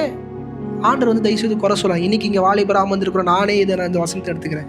என் பிள்ளை இப்போ என் கைக்கு அடங்கி இருக்கிறான். இவனை நான் வளர்க்குற வழியில் வளர்த்தா மட்டும்தான் அவனோட வாலிப பிரயாசத்தில் தன்னுடைய வழியை ஆண்டோடைய வார்த்தையை கொண்டு என்ன பண்ணிப்பா, திருத்தி கொண்டு வா.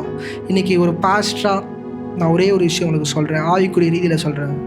உங்கள் பிள்ளைகளுக்கு எதை போதிக்கிறீர்களோ இல்லையோ, எதை கொடுக்குறீர்களோ இல்லையோ, ஆண்டோடைய சமூகத்தில் மரியாள் அமர்ந்தது போல் அவர்களை அமர வச்சிங்கன்னா நித்திய ஜீவனில் அவர்களுடைய பேர் கிறுக்கிப்படாது என்ன பண்ணும் இருக்கும். ஏன்னா ஒரு ரட்சிக்கப்பட்ட ஒரு தகப்பன் தாய்க்கு குழந்தை வயிற்றில் உண்டாகும் போதே அந்த குழந்தையோட பேர் பரலோகத்தில் எழுதப்பட்டுரும். ஆண்டவர் ஏன்னா உங்களை அதிகமாக நம்புறார். என் பிள்ளை அவனுக்கு நான் கொடுத்த பிள்ளைய ஒழுங்கா வளர்ப்பாங்கன்னு சொல்லி பிள்ளை வெளியே வந்துட்ட உடனே பேர் எழுதுறவர் இல்லை. உங்கள் வயிற்றில் அந்த கரு உண்டாகும் போதே அவங்க பேர் என்ன பண்ணிடுவார், தேவனாகிய கர்த்தர் எழுதிடுவார்.